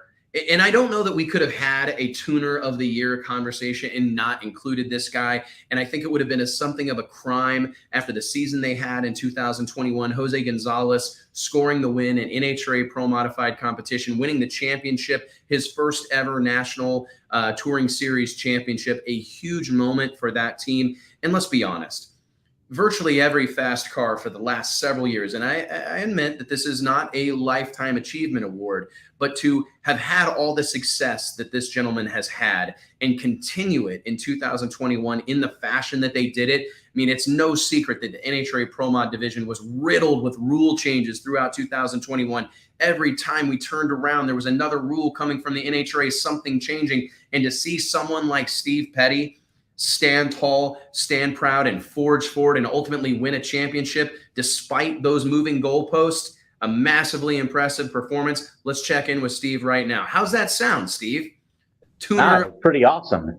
It was a long year, man. I worked my butt off, and it really feels good to, like gratification for it, I know how important that is, man. You've been in a lot of winner's circle photos over the years. You've pulled a lot of legends into the beams over the years, a lot of champions.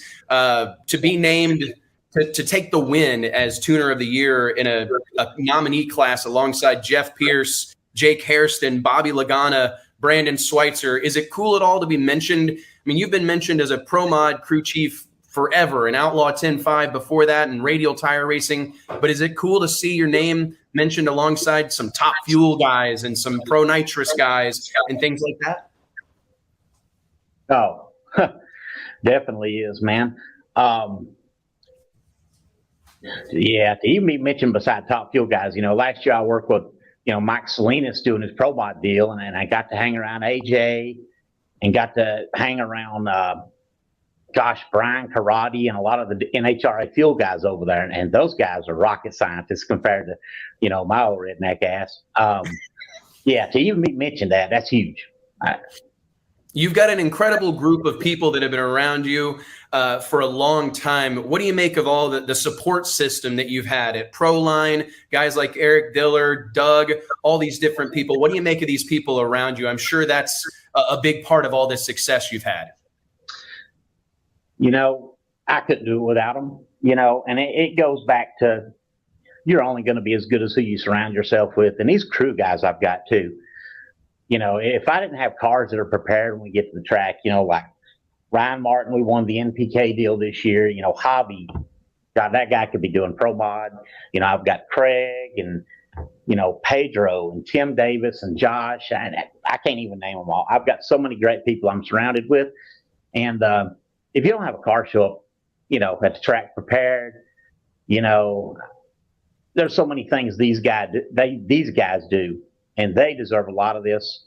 You know, they're the ones that make me look good. You know, I really appreciate all of them, you know. Well, thank you so much, Steve. I'm sure you've got a lot on your plate for 2022. Where will we see you at the drag strip this next season?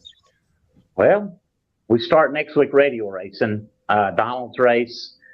I'll be, you know, they're running points this year, you know, for the radio deal. So we'll be at a lot of those. I believe I can make 7 out of 8. In HRA, you know, I got Salinas and Jose. We'll be doing a lot of the Pro Boost stuff, the MPK with Ryan Martin and a lot of those guys. So I don't know. I'm starting to sweat just hearing that.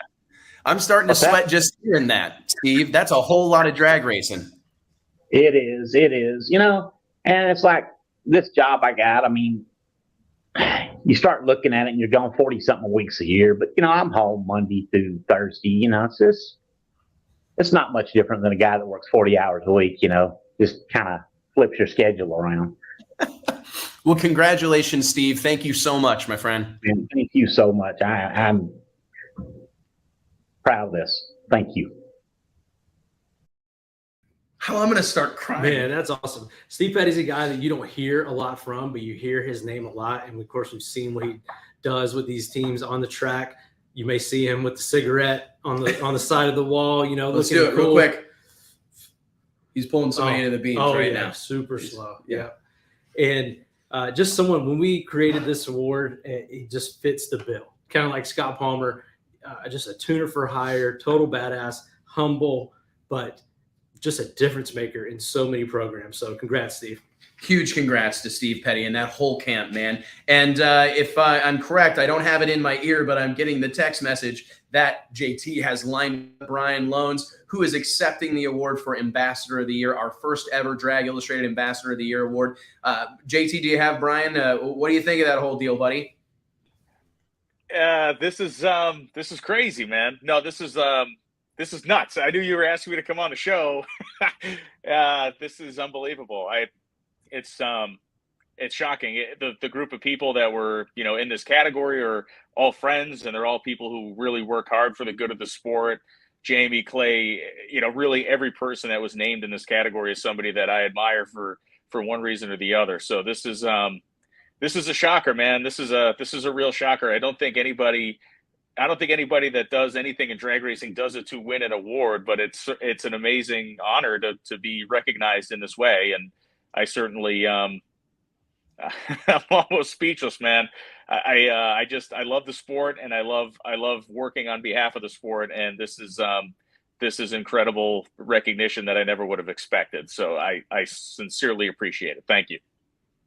You're quite welcome, Brian. And I've said this to you before, but you have something of a infinite presence at every drag race that we go to. It's an incredible thing that you've created and that you've built. And I'm sure there are some people that have kind of been along your side over the years. I think back to you in the announcer deck and then into the production room and all the different places, the recording studio, all the various locations your career has taken you.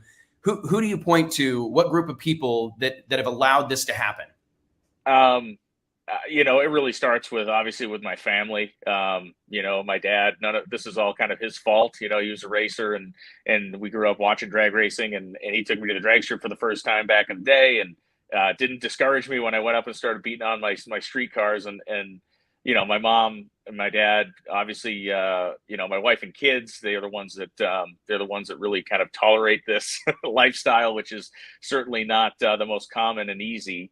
And, really the racers, I'm fascinated. I was never a good racer, and it was never something I was good at. I never had a desire to drive a fast race car. I mean, I look at the men and women that do this, and I'm just in awe of them. And that's one of the reasons I love being at the racetrack, because the mentality of a racer, the mentality of a crew chief, these people are extraordinary, and being able to, highlight them and celebrate them and speak of them and their actions and what they're doing and what I feel is the most, professional way that I can, or the most fun way that I can, or the most informative way that I can.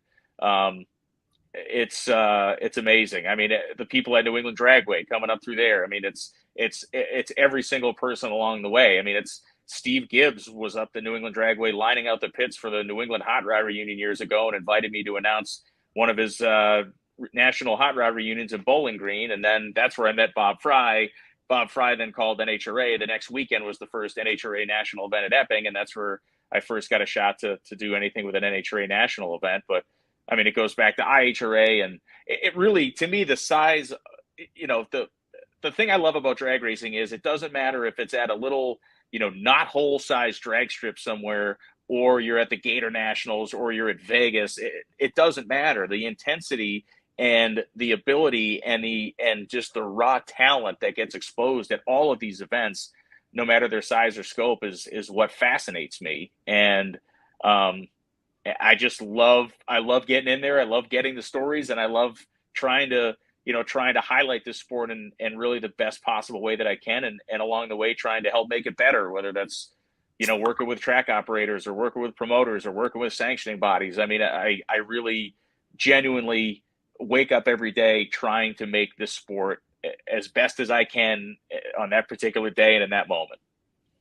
Well, Brian, we believe that you have absolutely done that. Congratulations, man. You've been all over creation, and we can't wait to see where you go next in the sport of drag racing. Congrats again, buddy. Thank you very much. And, we talked about this before when you announced the Drag Illustrated Awards, and I'm not simply saying this because my brain is spinning a million miles an hour now having you given me this news, but I think this is an important thing you're doing. I think it's a great thing you're doing. I think it is a way to really highlight, I'm not saying this again because I've received one of these. I'm just saying it because I honestly feel like it's something that this sport has needed for a really long time, to have a respected, trusted voice, recognize people, and it is eternally humbling to get this award. And again, thank you to thank you to my friends and family, and thank you to everybody has had a piece of this crazy trip that continues on today. So man, I can't thank you enough. Wes, JT, Nate, Mike, everybody at Drag Illustrated, thank you so much. Thank you.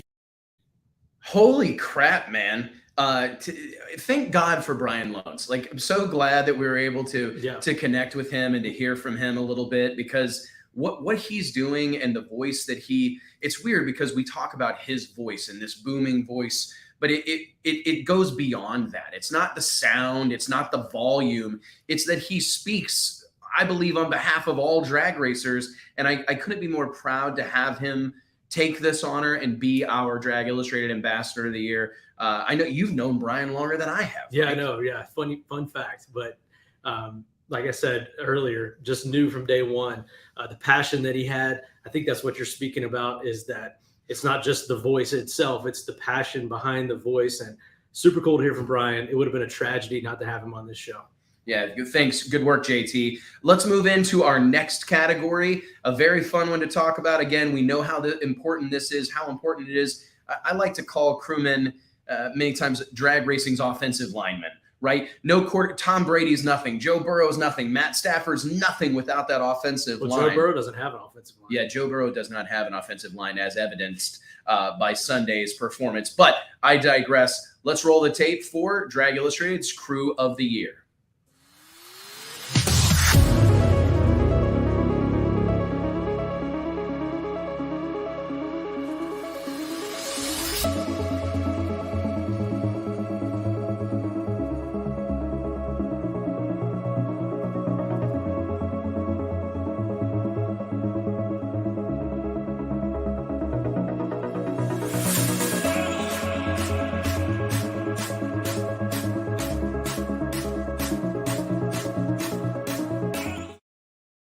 another one that I think could have went any different way, and another one where I wish we could have nominated 6,000 different teams, but let's run through this real quick. Pro Stock Racing's KB, a powerhouse team, scored the 2021 NHRA Pro Stock Championship with Greg Anderson, introduced the world to Dallas Glenn and Kyle Koretsky, Elite Motorsports fielding, as we talked a moment ago, with Jake Harrison as a 2021 Drag Illustrated Tuner of the Year nominee, fielding 6, 7, 8 cars at various times, looking forward to perhaps their biggest, most prominent season ever in 2021. Those Capco boys, Steve and Billy Torrance's brothers in arms. Dim Capco boys. Dim Capco boys, yeah. I think is correct. Fireball Racing, Ryan Martin's a team. That whole group that has kept this guy. We've talked all year long about the insanity that is the No Prep Kings schedule. 14, 15, 16 races. I don't know what they decided on. Many of them back to back all across the United States of America. And of course, Galat Motorsports. What they've done the last several years in the sport of drag racing, but most assuredly last year in the sport of drag racing cannot be slept on. Let's touch on our winner of Drag Illustrated's Crew of the Year here in 2022. Of course, looking back at the 21 season, JT, roll the tape.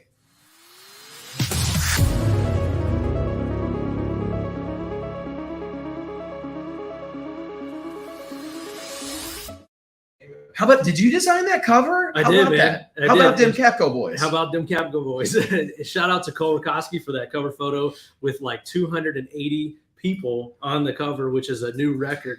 But it just goes to show that whole crew, they work together as a unit. And that's something that Nate Van Wagenen highlighted in that cover story, something that we really made a special effort to highlight on the cover of our crew chief issue. And I mean, with what these guys did this year, and Steve Torrance himself will even tell you it's all about this crew. So it was hard not to give it to these guys. It really, I think it would have been it would have been something of a tragedy not to give this award to those Capco boys, Dem Capco boys. Such an incredible group of people. And I want to say a couple of things. First and foremost, when we reached out to this group of people to embark on that cover story, a very a tough cover story to do, a lot of ground to cover. There's a lot of people involved with that team. Richard Hogan, Bobby Lagana, Dom Lagana, Gary Pritchett, the list goes on. There's a lot of people that make a difference on that team. And I remember touching base with Bobby at the NHRA US Nationals, trying to organize the cover shoot with Cole Rakoski, as you mentioned, Mike. And he said to me, he goes, "Hey man," and I'll admit right here in front of the entire world that our original plan was to put Bobby and Dom on the cover together. We wanted it to be Bobby and Dom Lagana. We wanted it to be those two, Dom's story of perseverance and overcoming the odds in recent years. Bobby, this just feel good home, just an incredible story about a second generation, perhaps a third generation racer that's kind of living his dream. We really wanted that cover story to be about them.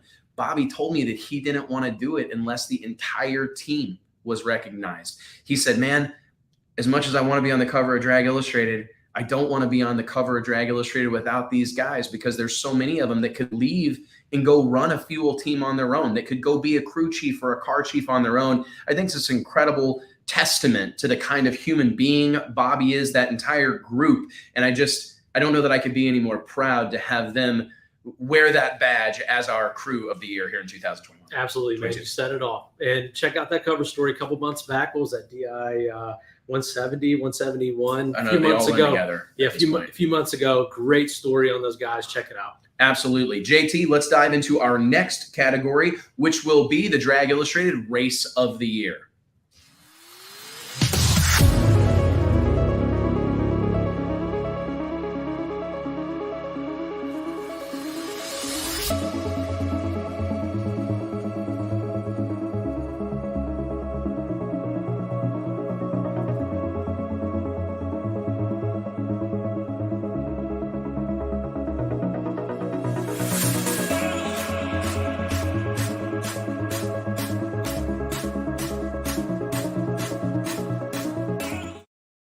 I've almost forgot, man. I blushed a little bit there. Did we nominate our own race? You have to, I think man. we did. You had to. Yeah, toot your own horn. We talk about it every week. I mean, it's true. The Drag Illustrated, the C-Tech Manufacturing Drag Illustrated. Wait, excuse me. The C-Tech Manufacturing World Door Slammer Nationals presented by Jegs. Obviously near and dear our heart the last couple of years down at Orlando Speed World Dragway.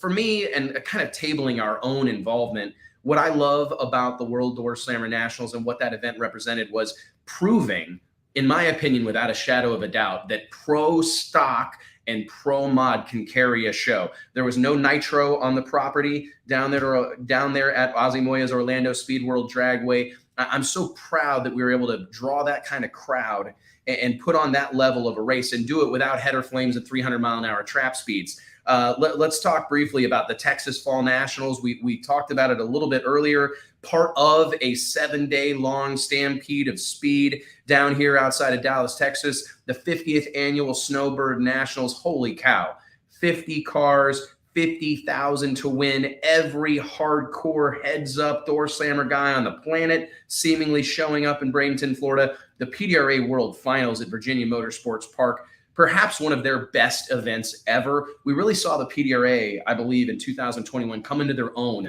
really stake their claim as a major league sanctioning body in our sport. The NHRA Gator Nationals. I think the Gator Nationals made this list almost because of what it represented moving forward, putting COVID behind us. If you remember, in 2020, just days after our first ever World Door Slammer Nationals, the NHRA Gator Nationals were canceled due to COVID. The world was shutting down, and we felt it was significant, exceptionally significant to see the Gator Nationals rebound. That's a track, not to turn this into a ticket sales pitch, but if you've never been to the NHRA Gator Nationals, I believe I've been to almost all of the national events, and that is far and away my favorite event to go to. We're headed that way in a couple of weeks. Incredible. The East Coast opener, incredible race. Let's find out who won this bad boy right here and now. JT, roll the tape.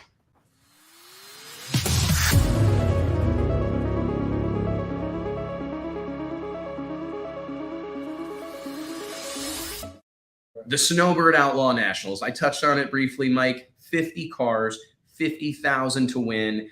All Victor eyes Alvarez. were on this race, man. All eyes were on it. We talked about it at length, what this race meant and how it had transitioned from sort of like a end of season testing type of things, along with the U.S. Street Nationals, into like a crown jewel of independent pro mod racing. So a huge event. And again, a race that had no header flames, no nitro, and was all about door slammer racing. And that had the entire sport talking. Yep. The pre-entry deal I thought was so cool. The way it sold out in like 2 seconds or something, like it was a new pair of Yeezys.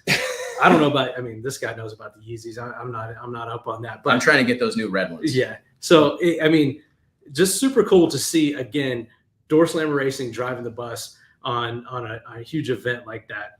We saw the entire world. The entire racing community was laser focused on the Snowbird Nationals. And I don't know, I mean, obviously the time of year, not a ton of competition, but just an incredibly powerful event. And if I'm right, JT still has Victor Alvarez from Bradenton Motorsports Park, the promoter of the 50th annual Snowbird Outlaw Nationals, still in the green room. Victor, what do you make of this whole situation? How's it feel? You're the only person, I believe, to be nominated for multiple awards and win multiple awards. Excuse me, I'm burping up my water. Promise I'm drinking water. Let's check in with Victor Alvarez right now. That's amazing. When we were nominated, I thought that this would be the one that we would win. Snowbirds is just an amazing event. It's actually the event that introduced me to Snowbirds. I remember when I bought the track, Alan Shervitz, that I bought it from, came to the first Snowbirds under my ownership, and we stood on the start line and I watched the Pro Mods run, and I was just mesmerized. And this race means a lot to us, to Bradenton Motorsports Park, and to all of our staff. We pushed. I wanted to make this race what it was. It took me a couple years to get back to this point. And with the help of some great sponsors and Wade Rich for really pushing me. That guy, I can give him some crazy ideas, and he supports them, and he pushed me, and we pulled it off, and I'm excited to hopefully top it for years to come. That's where I was headed, Victor. Last thing before we let you go, how do you top a 50th annual event? So few events make it to year 2, year 3, let alone year 50. Do you have something exciting in store for the 51st annual running of the Snowbird Nationals? Yeah, actually, we do have some pretty wild ideas for the Snowbirds, and then 2023. That race is built around the Pro Mod stuff, and we have some really cool ideas for our Pro Mod stuff for 2022, the end of 2022 and beginning of 2023. So you guys will just have to stay tuned. Thank you, my friend. Thank you. Congratulations, Victor Alvarez, a very deserving recipient of these awards. Cool to see his face twice tonight. I believe that's the only time that's going to happen. Let's dive into our next category of the evening here on the Drag Illustrated Awards. So far, so good, man. Let's talk about Pass of the Year.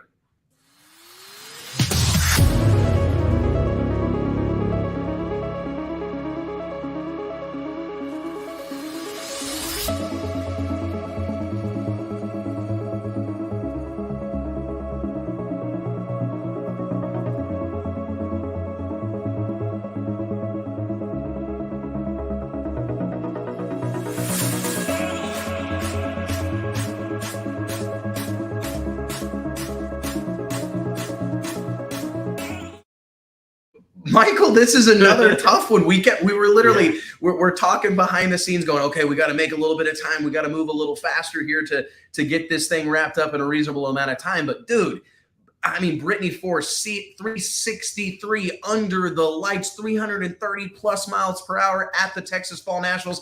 I was in the booth alongside the legend Al Tucci, calling that race, an incredible run. Header flames 10 feet in the air. The place it was pandemonium when those scoreboards lit up. Todd Tutterow, 358. I believe he was actually your nomination, right? PDRA Pro Boost car knocked that run off was that at the Snowbirds? I think it was at the U.S. Street Nationals in January. Yeah, the U.S. Street Nationals, of course, Daniel Ferris. And this is a fun one because that 3.49 second run by Daniel Ferris in the Galop Motorsports Pro-Line powered Radial versus the World Hot Rod at South Georgia Motorsports Park, by all accounts, I say this lovingly, the house that Donald Long built. That is a facility that is so well known, that is one in the same with Donald Long's events, Lights Out, No Mercy, the Sweet 16. What he's done for radial tire drag racing cannot be overstated. And that run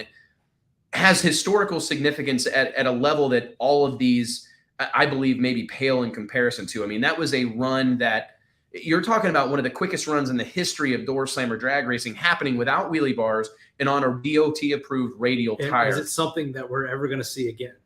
Great question. I hadn't thought about that. As things change and the landscape changes in the sport, and that's a reason I nominated Todd, is that in Pro Boost throughout the rest of the year, that number wasn't touched. You just never know when you see these numbers. And so true. Where is the sport headed? Where are the rules headed? Where are things headed?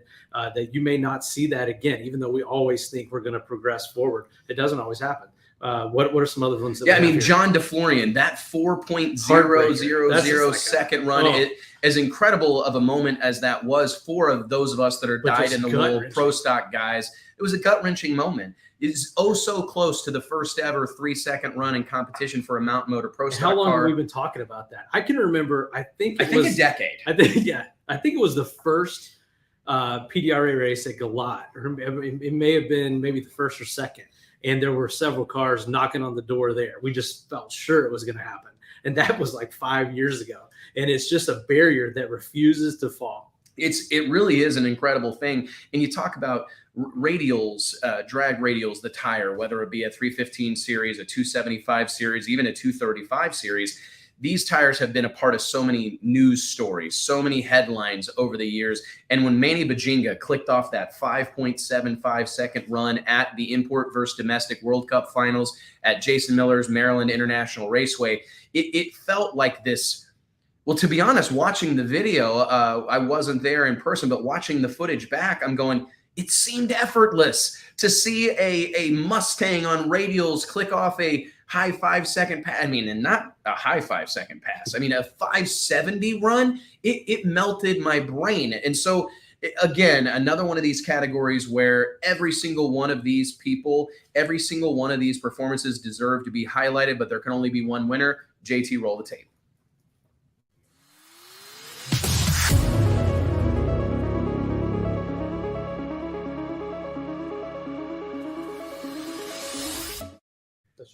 Unfortunately, we were not able to connect with our award winner for the Drag Illustrated Pass of the Year in 2021, Daniel Ferris, traveling today. We will touch base with him soon, hopefully on an upcoming episode of the Wes Buck Show. But we do have action footage of that historic run, and I think it's worth playing. Huge shout out to our buddy, longtime friend of Drag Illustrated, Kyle Christ and the gang at Straight Line Motorsports. JT, do you have that race run queued up for us?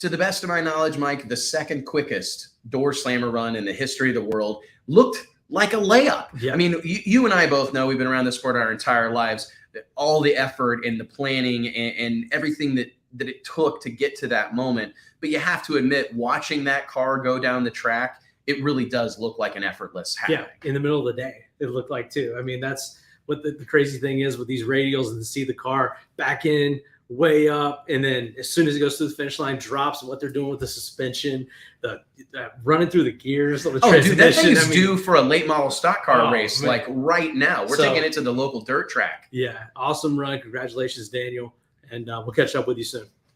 We are getting down to the nitty gritty, ladies and gentlemen, and I want to thank you guys again for being with us, for hanging out with us here tonight.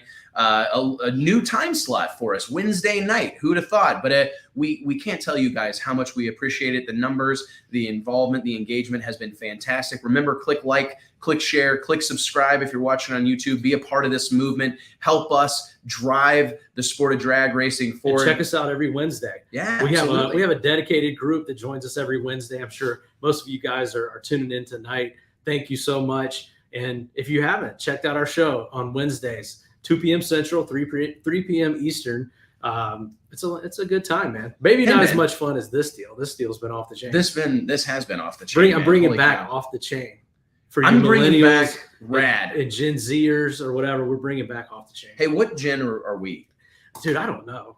I really don't. We're so old, we don't know what gen we are. Well, I had this huge debate with my 7-year-old daughter this week that I'm not a millennial, but I think I am a millennial. I don't know. It makes me feel odd to say that out loud. Dion Walrath, what are confident you? Gen Zer. I'm a late. I'm actually I'm literally on the year of between the two. Okay. Well, I'm telling you what, man. We had this debate earlier in the show that like influencer is a bad term. Try being a millennial. Holy crap, man! You take a beating day in and day out. Let's dive into this is another fun one. Drag Illustrated's Breakout Racer of the Year.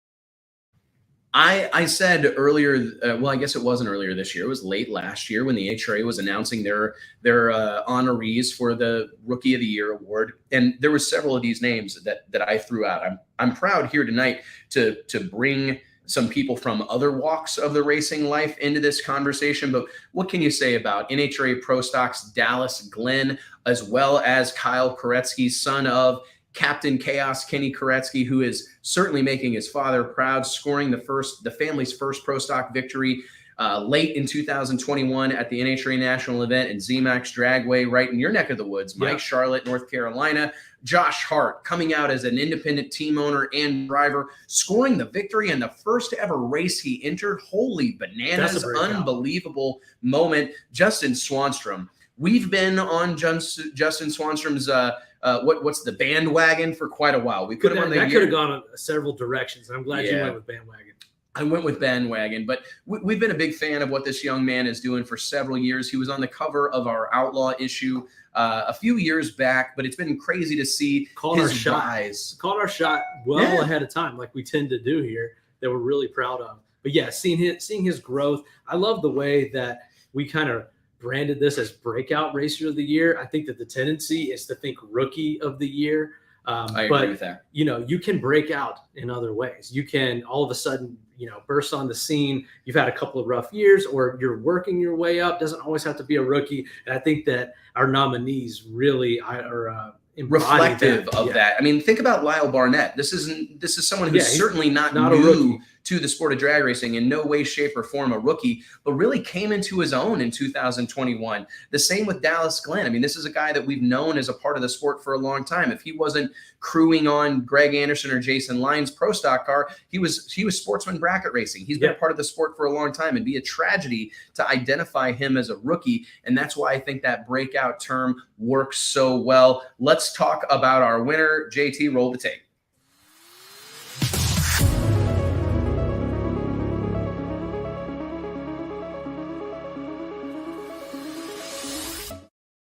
I threatened to burn down the offices in Glendora, California, if Dallas Glenn wasn't the winner of the NHRA Rookie of the Year award, and it felt fitting. Obviously, all these young men are very deserving of this title, Mike, but man, when you think about the season that Dallas Glenn had in arguably the most technically difficult and competitive class that exists in the sport of drag racing, what he did last year, his performance on the starting line, his ability to be a difference maker when the car falls short, he makes up the difference, to do it in all sorts of different pressure-packed situations. I can't really say enough about Dallas Glenn, and I believe JT's got him queued up in the green room right now. Dallas, how's it feel, brother, to be identified for a second time as a real up-and-comer, a standout talent in the sport of drag racing?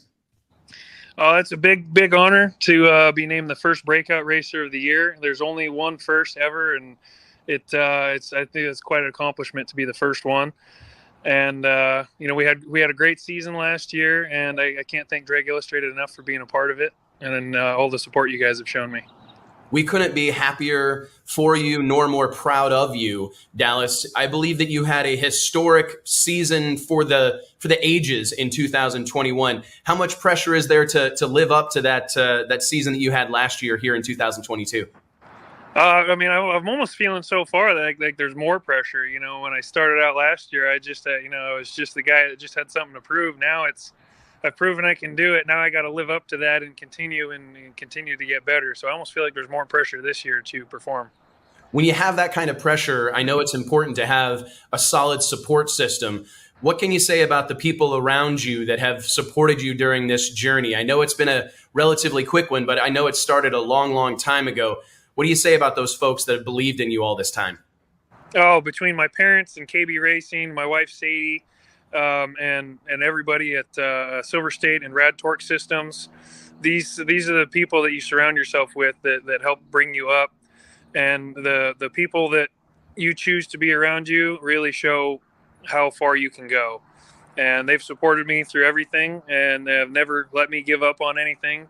And through all the racing that I've done, I've always wanted to race pro stock, and they push me to it. And I can't ask for a better support system than my family and my friends and sponsors. Well, thank you so much, Dallas, for the time. Congratulations, buddy. And we'll see you in Pomona. See you here. Dallas wins Video Backdrop Award, just flexing on us with those Southern California palm trees there. It's my favorite place. I jokingly refer to it as the movie set, but I kind of mean it. Yeah. Right. It's probably the most incredible place in the world. But let's just touch briefly. I know we've got a lot of ground to cover here in a relatively short amount of time, but is there a more deserving young man that exists in the sport of drag racing right now than Dallas Glenn? I don't think so. I mean, we prefaced this deal saying that Rookie of the Year does not equal Breakout Racer of the Year, but he really fits both of those categories. Working his way up, bracket racing, his knowledge of the car, his the nuances that he knows as far as on the starting line, the mechanism and the clutch. We talked to him briefly on the show a few times about how he has learned some stuff about the clutch linkage and the way he sets up his clutch pedal and everything, and really just changing the game where you got to go 0-0 something with this guy because he might go 000 on you. I think he went 000 more than any other pro racer we've ever seen I've never seen NHRA anything season. like it. I've been paying attention for a hot minute, and I really do think it's special, and I'm proud to have him as one of our honorees here tonight. He's absolutely deserving, and I think he has, to your point, Mike, he's set the bar. He really has set the tone for what this class has become, and I don't know that any of these competitors would have it any other way. That's what Pro Stock has been about since day one, really, is the attention to detail, finding new ways to make a difference and to separate yourself from the pack. Absolutely deserving young man. Huge congratulations to Dallas Glenn. Let's dive into our next category of the evening, Drag Illustrated's Outlaw Racer of the Year.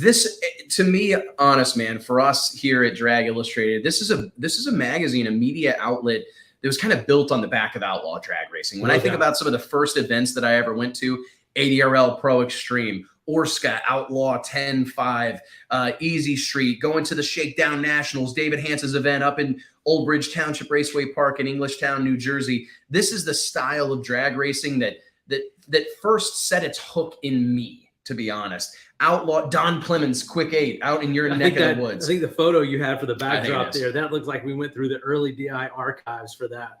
And that really is what we were known for. Pro Mod Magazine, Outlaw Drag Racing Magazine. That's kind of back when Pro Mod was Outlaw. We talked about this when trying to determine the nominees and winner for this category, that the term Outlaw Racing has kind of changed and gone on to define a different segment of the sport than it originally did. Well, and this was a big part of our debate early on, is that where does outlaw drag racing really exist right now? I mean, it's tough, because even if you factor in the fact that it's considered outlaw pro mod, perhaps in PDRA Pro Boost or PDRA Pro Nitrous, or Midwest Drag Racing Series Pro Mod division, or the NMCA's Extreme Pro Mod division, what really defines outlaw? We joked that we think we may have seen some of the only outlaw drag racing that really happened in 2021 when we were at the aforementioned Texas Fall Nationals, the Stampede of Speed, when we saw Bubba Stanton and Stevie Jackson line up a couple of no holds barred door slammers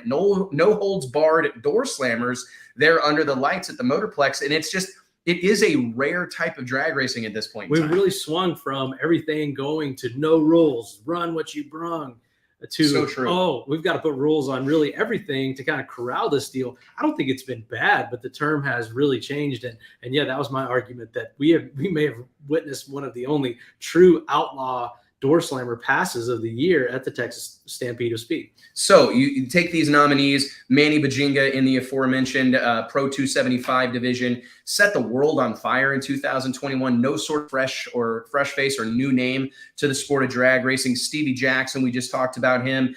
He is perhaps our sports, this generation's definitive outlaw racer, no question. For sure. Rob Goss in X275, a consistent, familiar figure in that brand of drag racing that had a tremendous amount of success in 2021. Tim Essick in the PDRA's Outlaw Pro Street division, really kind of holding his own as a guy who can build his own car, do it himself, tune it himself, drive it himself in Outlaw 10-5 on a 10-5W. And of course, Ken Cartuccio, that bounced around from Pro 275 to, I believe, maybe RVW a little bit, Outlaw Pro Mod a little bit. We saw him. I honestly picked him to win the Snowbird Nationals. I saw that car tuned by Jamie Miller really being the dark horse to win the whole deal. A guy that's had a success at a lot of different levels when it comes to outlaw racing. JT, let's roll the tape and find out who won Drag Illustrated's Outlaw Racer of the Year.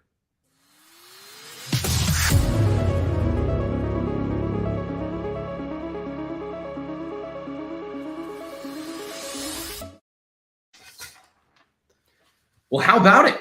The one and only Ken Cartuccio, man, he absolutely deserving. A guy that's not crazy about getting in front of the camera, not crazy about, not super outspoken on social media, maybe doesn't smack of an outlaw racer, but a guy who is a real racer's racer, dedicated to the craft. Huge congratulations to Ken. One of the things that kind of hit home for me when it came to Ken winning this award was the fact, and I think this will do the same for you, Mike, he's a family guy. Yeah. He's a guy who races with his wife, races with his daughter, races with his buddies. Jamie Miller, I believe, lives like right down the road from him, the crew chief on his car. The fact that it's a family affair, that they're doing it for all the right reasons. For me personally, not that it was Wes's vote only at the end of the day, but that certainly made a difference in my mind. And I think JT's got Ken Cartuccio queued up in the green room right now. Ken, what do you make of this whole situation? You are the Outlaw Racer of the Year. Thank you. Thank you, Wes. I really appreciate Drag Illustrated. I tell you, I honestly didn't think we were going to have a chance to win this. The people in this nomination class were really stout. I knew as a team we had a chance because I think we ran great. We did really well this year as a group. But I didn't get my hopes up. But I tell you, it's awfully humbling, and I can't thank you guys enough for this. Do you think, how much of a challenge was it over the course of not just in 2021, but the last few years to dabble in all these different walks of the outlaw racing life? We saw Ken Cartuccio in big tire competition. We saw you in Pro 275, bouncing back and forth. How much of a challenge was that for your team, or was that bouncing around kind of the secret sauce? Well, I tell you, it's the driving part of it. I'll be honest with you, I take it really serious. I put a lot of effort into my end, mostly because my crew, Jamie Miller, Johnny Miller, Dennis, Gary, my wife, everybody, they put so much effort into the cars that I don't want to be the weak link. So, you know, from Outlaw 632 to Outlaw 10.5, Pro Mod, everything, we set the cars up exactly the same. I hate to say it, people probably won't believe this, but a nitrous car, if you can drive a nitrous car, I think you can drive pretty much anything. So a nitrous car is a lot like a Pro Charger car, staging, but we put all the cars the same way. The steering wheels are the exact same, all the buttons, switches. Jamie sets the cars up, so I have a lot of confidence in them. And without the group I got, I would never try doing it. And that's realistically, without them, it would never be possible. But they make it look easy because these guys are that good. Let's touch on that group real quick, Ken, before we let you go. You mentioned Jamie Miller. I know that you have not only your family involved with this racing effort, but a bunch of people that have contributed to the success of this program over the years. What do you have to say to those guys and gals? Well, it's crazy. It's if people ask me, most of my crew is my family, is guys that have been with me for 30 years. Dennis got about 30 years we've been racing. He's my brother-in-law. Gary Gonzalez, 20 years we've been racing. I could never do any of this without my wife. You know what I mean? Believe it or not, and people tell me at every race, I'm such a lucky guy because without Denise, none of this would happen. She's more passionate, I hate to say it a lot of times, than I am. When I'm willing to quit, she just won't accept that. And she's like, let's go to the next race. And Jamie Miller lives 20 minutes from me. So him and I have been friends for 25 years. I've known his son since he was born. His son, Johnny Miller, basically runs the day-to-day operations of this whole operation, really, between all cars. He works full-time for me. So I've seen him grow up. He does a phenomenal job. Without him, none of this would happen. The guys in my shop that, run my company, from Rich Beaumont, all these guys, they just make it easy. There's a lot of days where I feel guilty to go racing, and the guys in my office, Grant Colton and all them guys, are like, listen, get out of here, go racing. And probably because they want to be left alone in some peace and quiet, but they are the ones that make it happen. And then I got a great family. So, my daughter, Kelsey, my son, Kenny, my son, Kyle, they work in the shop, in the office, so that I can race. And Caitlin, she's my right-hand man. She's been at every race with me, and she's sacrificed and put a lot of her racing on hold just so that we could race at the level we want to race at. And I tell you, they make it all look easy, but this award really should be for them because I have the easy job. As long as I don't screw up the driving part of it, we pretty much are a hard team to beat no matter what combination, from Outlaw 632 all the way up to Pro Mod right now.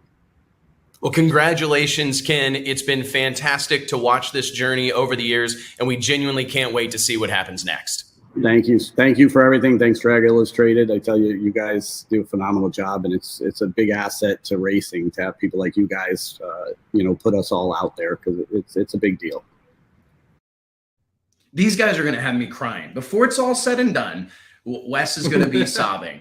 Well, we got to get some goosebumps or tears. FBC, full body chills. That's the new term, dude. You got to be paying attention. Mike, let's dive in. What more can you say about Ken Cartuccio? Huge congratulations to him, his family, everybody involved with that program. Very deserving people, and some people that I'm genuinely proud to have represent our brand as we move forward. Let's dive in, JT, to this was probably one of the most. We're getting to the big ones. We're getting to the big ones, one guys. And the next one are really the big ones. I would love, please click like, click share, click subscribe, help us spread the gospel of drag racing, celebrate these men and women, let them know what it means to you, to me, and everybody in the drag racing community that they continue to set their dollars on fire, chasing the drag racing dreams, their drag racing dreams. Let's hear it, JT. Dive into Sportsman Racer of the Year.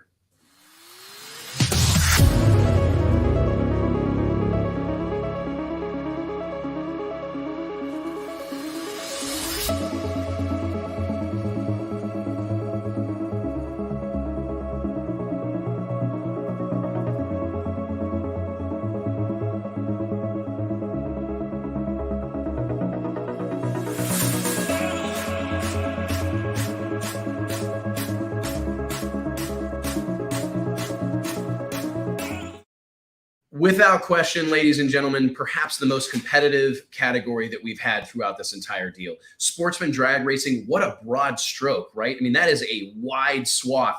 And to have to look at the entire grassroots sportsman, big money bracket racing scene and identify just 5 deserving nominees. I mean, it was easy to come up with 5. The challenge was to only come up with 5. And we had the thought of doing top alcohol racer of the year and really narrowing this thing down, as we tend to do so often in drag racing. But we said, no, let's put these guys together. If it's considered a sportsman division, let's pick the 5 best of the year. And to see guys like Sean Bellemere in here with a Jeff Serra or Luke Bogacki, I think we talked to Sean earlier a couple weeks ago, maybe on the show, and he kind of said something similar to that it's such a cool thing to see this group together. So I think it's important, Mike. Yeah. I mean, I really do, because it's sportsman drag racing.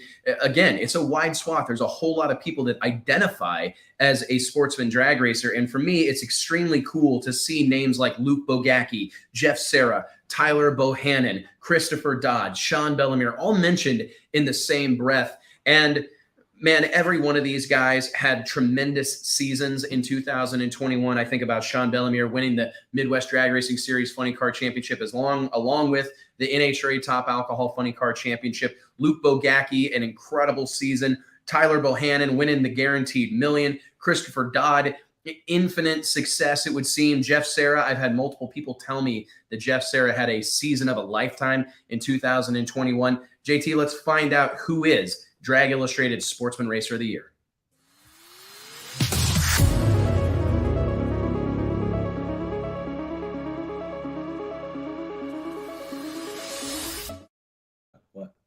What? Sorry, we got notes from the production team and I got confused. Ladies and gentlemen, congratulations to Jeff Serra. Again, Mike, seriously, I've had multiple people reach out to me and say, hey, listen, if anybody wins this award that's not Jeff Serra, you've got a problem on your hands. I think Luke Bogacki himself. He put it on Twitter, yeah, which is like as official as it gets. We spoke with him on our show a couple weeks ago, and he reiterated that point.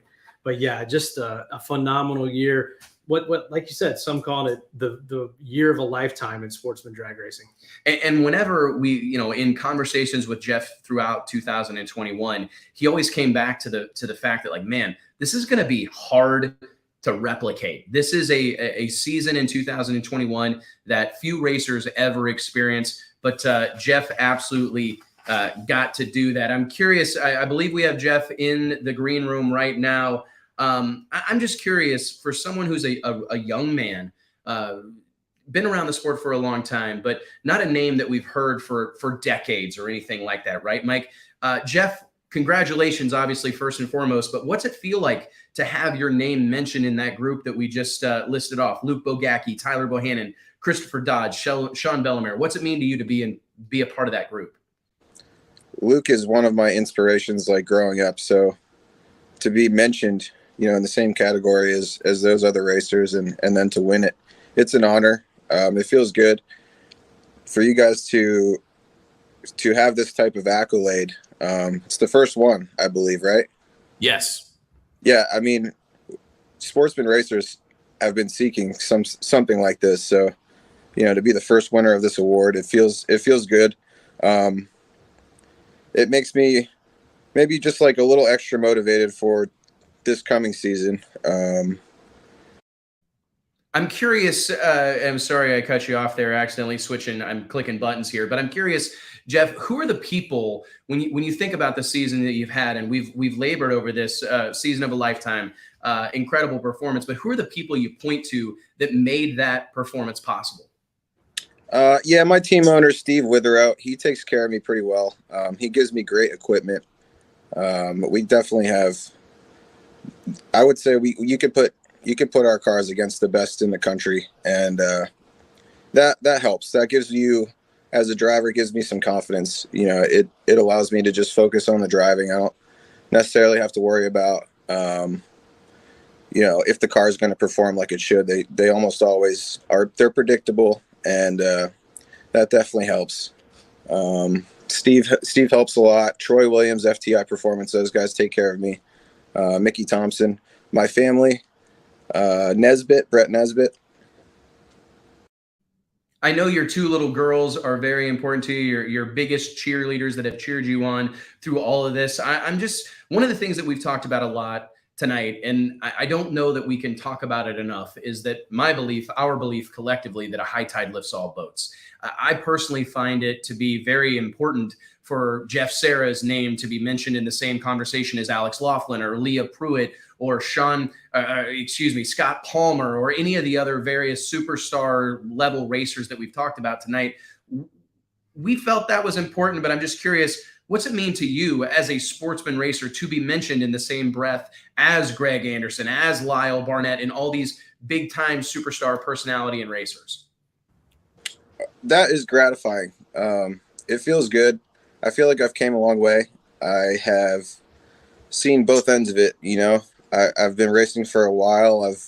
I've got beat a ton, had some success. So it's gratifying hearing you talk about it, and just seeing the posts online, the list of the nominees for these awards. It's pretty humbling, to be honest with you. So I can't thank you guys enough for having this type of award for sportsman racers, and it feels great. Thanks again. Dude, thank you, Jeff, and thank you for joining us tonight. Man, I got to be honest. Like we've run the gamut tonight, right? We've seen everything under the sun. We've seen super poised and polished. We've seen off the cuff and everything in between. And I got to tell you, it warms my heart to see someone like Jeff Serra. Like I said, I don't mean to harp on this, but I just think it's important. I remember growing up, and I can't imagine, thumbing through National Dragster or Hot Rod or Carcraft and like seeing my name mentioned alongside Mike Moran's or John Force's or Lee Shepard or any of the other heroes that I had as a child. To be mentioned alongside those people, I don't know that I can say enough about it, man. A huge congratulations to Jeff. Incredible year. We can't wait to see what you do next, man. Yeah, absolutely. And getting into our next award of the year, the big one, another award where it just runs the gamut. We've got a combination of names and racers that you won't see grouped together in any other way. Let's dive into it right now. Your nominees for Drag Illustrated's first ever inaugural Racer of the Year award.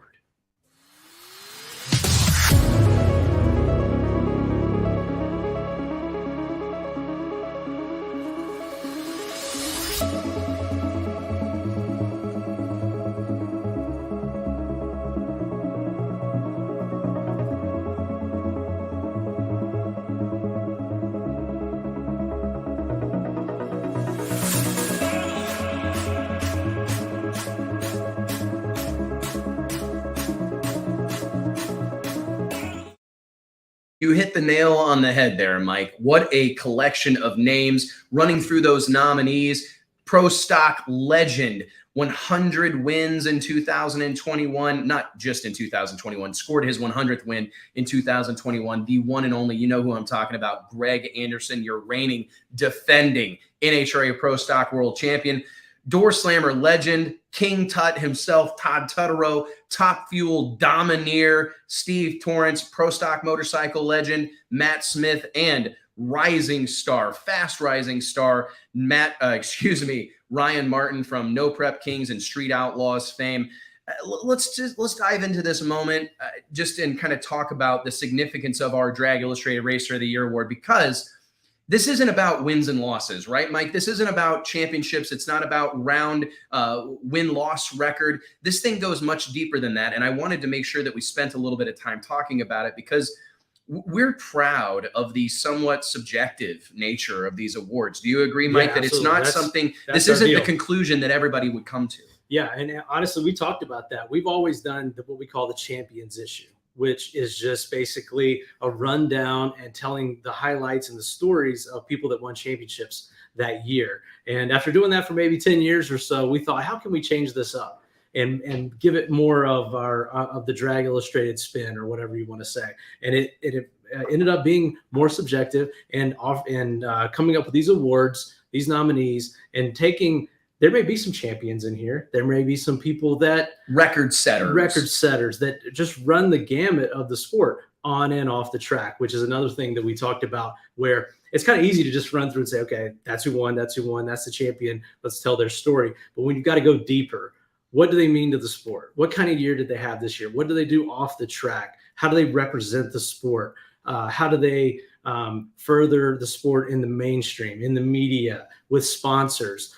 Is it someone that burst onto the scene this year? Is it someone that has been at this for a while? We've got people like Matt Smith, Greg Anderson, multiple-time champion, that also went out and had phenomenal years in 2021. Then we've got people like Ryan Martin, who kind of burst onto the scene, who haven't raced in a professional NHRA category, but have really gotten the sport to another level in mainstream media with the way that Street Outlaws, the viewership that receives each week. So it just runs the full spectrum, and I couldn't be more proud of it.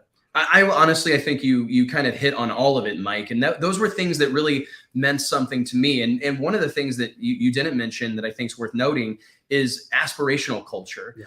Which of these people speak to the masses? Who has a relatable story? Who's someone that you can kind of wrap your head around and you could see yourself in that position, right? Or maybe will bring more people to the sport of drag racing. Every one of these people, in my opinion, deserve to be recognized. But I think about it, if I put it in terms of black and white, binary, right? The cover of National Dragster is reserved for the Top Fuel champion, right? The PDRA660.com and the PDRA's multiple media outlets. That's what the PDRA Pro Boost or Pro Nitrous champion, that's where they're celebrated. The Drag Illustrated Racer of the Year award, we believe, goes deeper than that. It goes further than that. It extends beyond the confines of the drag strip. It extends beyond the confines of the pit or any of these facilities. It's appearances. It's social media presence. It's being an activist and an ambassador for the sport of drag racing, as well as the highest level of competitor. JT, let's not waste any further time diving into our 2021 Drag Illustrated Racer of the Year, who will be gracing the cover of the latest edition of Drag Illustrated magazine that goes live tonight immediately following the show. As soon as I can hit the button. After Roll the tape, T.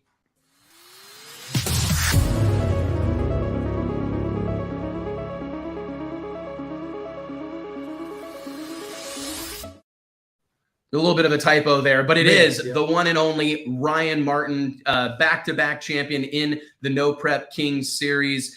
Ryan will be on the cover of Drag Illustrated magazine, this very next issue that drops tonight. It is available for free at dragillustrated.com. You can click the logo, click the cover of the magazine, check out the entire book at no cost. We hope you subscribe and get that bad boy in your mailbox, along with tens of thousands of other drag racing fanatics. We liken ourselves something of a trade publication, more so than a fan magazine. But how about it, man? I really am genuinely excited that Ryan Martin, what he's doing right now in the sport of drag racing, to be honest, I don't know that it can be overstated. I use that word a few times tonight, but it's true. Ryan, his cult-like following, what he's doing on Discovery Channel, you can hardly turn on television and not see that Fireball Camaro, the red one, the gray one.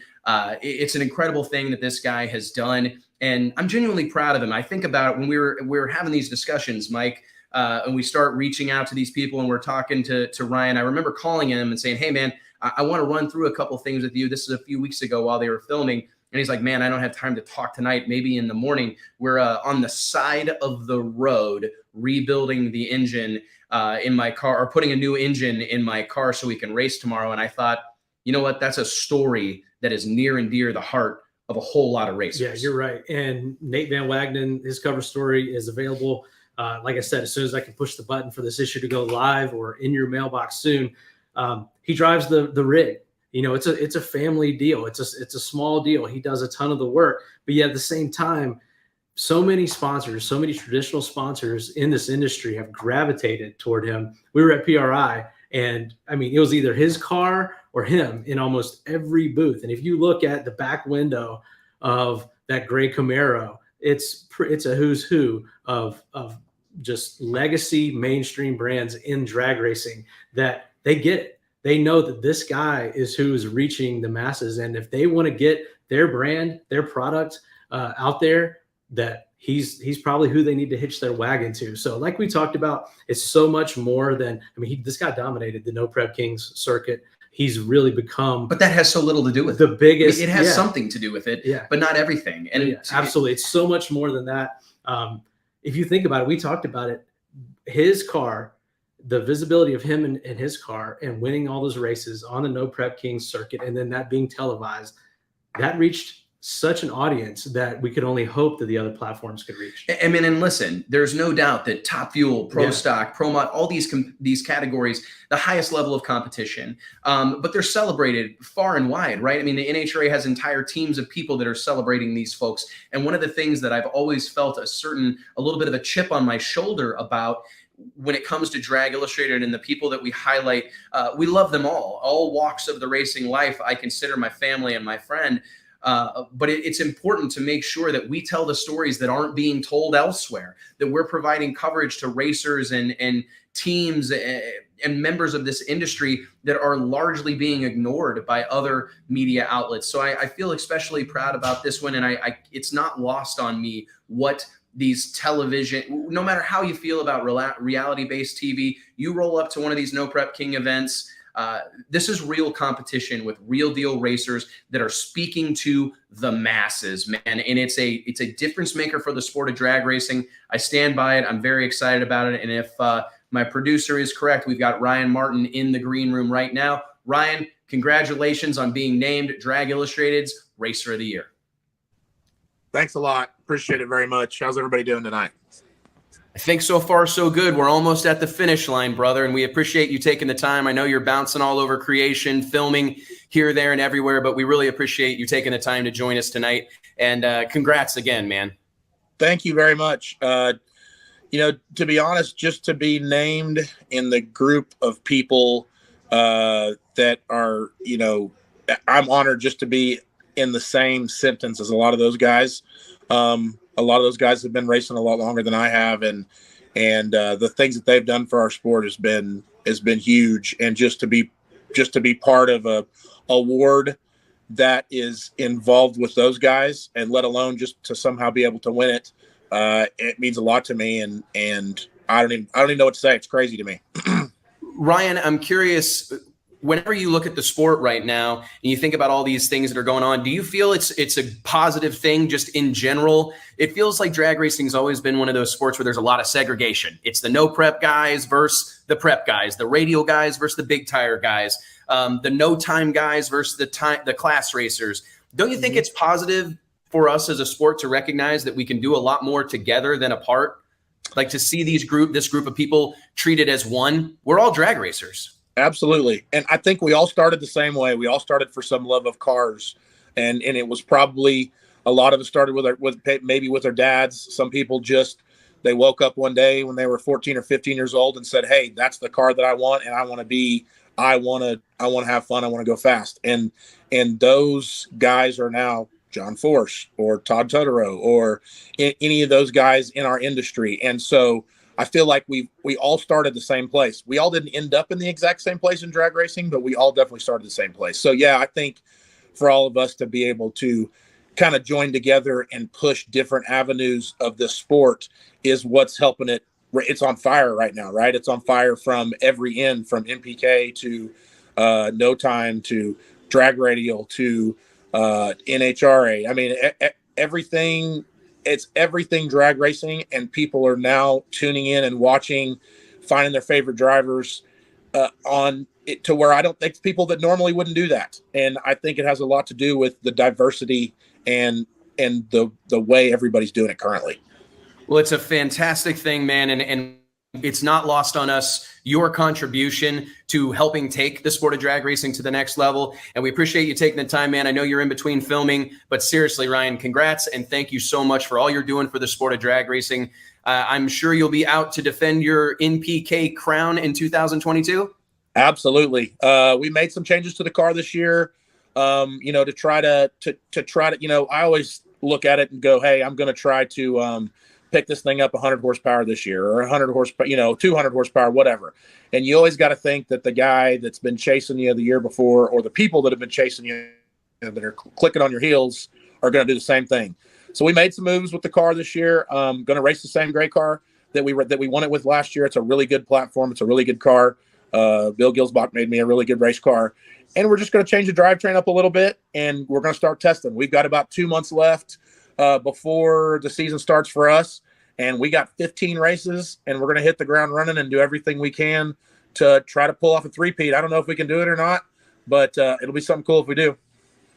Absolutely fantastic. Well, thank you so much for the time, Ryan. Congrats. Hey, I want to say thank you again. I appreciate you putting me again. It's an honor to be to win it, and it's just a big honor to just be in the same group of category the rest of those guys. So congratulations to all of them for for being mentioned, and I don't know what to say, man. Thanks a lot. Keep doing what you guys were doing too. If it wasn't for you guys doing, taking care of all the coverage and giving people another avenue and a place to watch, we couldn't do it without you guys either. So we appreciate it. Thank you, Ryan. Holy cow, man. How about that, man? How about that? You can't getting a little bit of kudos much better than that. from the reality TV star. Unbelievable. Guys, I want to thank you all so much for being a part of this. A first ever for us, a huge production, a ton of work went into this. I want to thank all of our team here at Drag Illustrated. Of course, Mike, JT, Hudson on the ones and twos tonight, Dion Walrath, my wife, Alicia, here helping us tonight get this thing set up. Nancy, Caroline, Josh, Nate, Brett, Kyle, the whole team, Van Abernathy. We have an amazing group here that I'm so proud of. I'm so proud of what we're doing here in the sport of drag racing. And I genuinely think, man, we may be 16 years in, but as far as I'm concerned, we're just getting started, buddy. Hell yeah, brother. Thank you very much. Ladies and gentlemen, thanks a bunch. Please, again, help us spread the words, share the gospel, spread the gospel of drag racing. Click like, click share, click subscribe, and we'll see you next Wednesday, 2 p.m. Central Standard Time on the Drag Illustrated Facebook and YouTube pages. We'd love to see you at the Wes Buck Show. We appreciate you a lot. Thanks, everybody, for tuning in. And congratulations to not only our winners tonight, but all of our nominees. Don't lose sight of the fact that being mentioned, as Ryan Martin said, and many of our guests tonight, that being a part of the conversation is a huge, huge deal. Thank you all so much. Yep. Holy cow.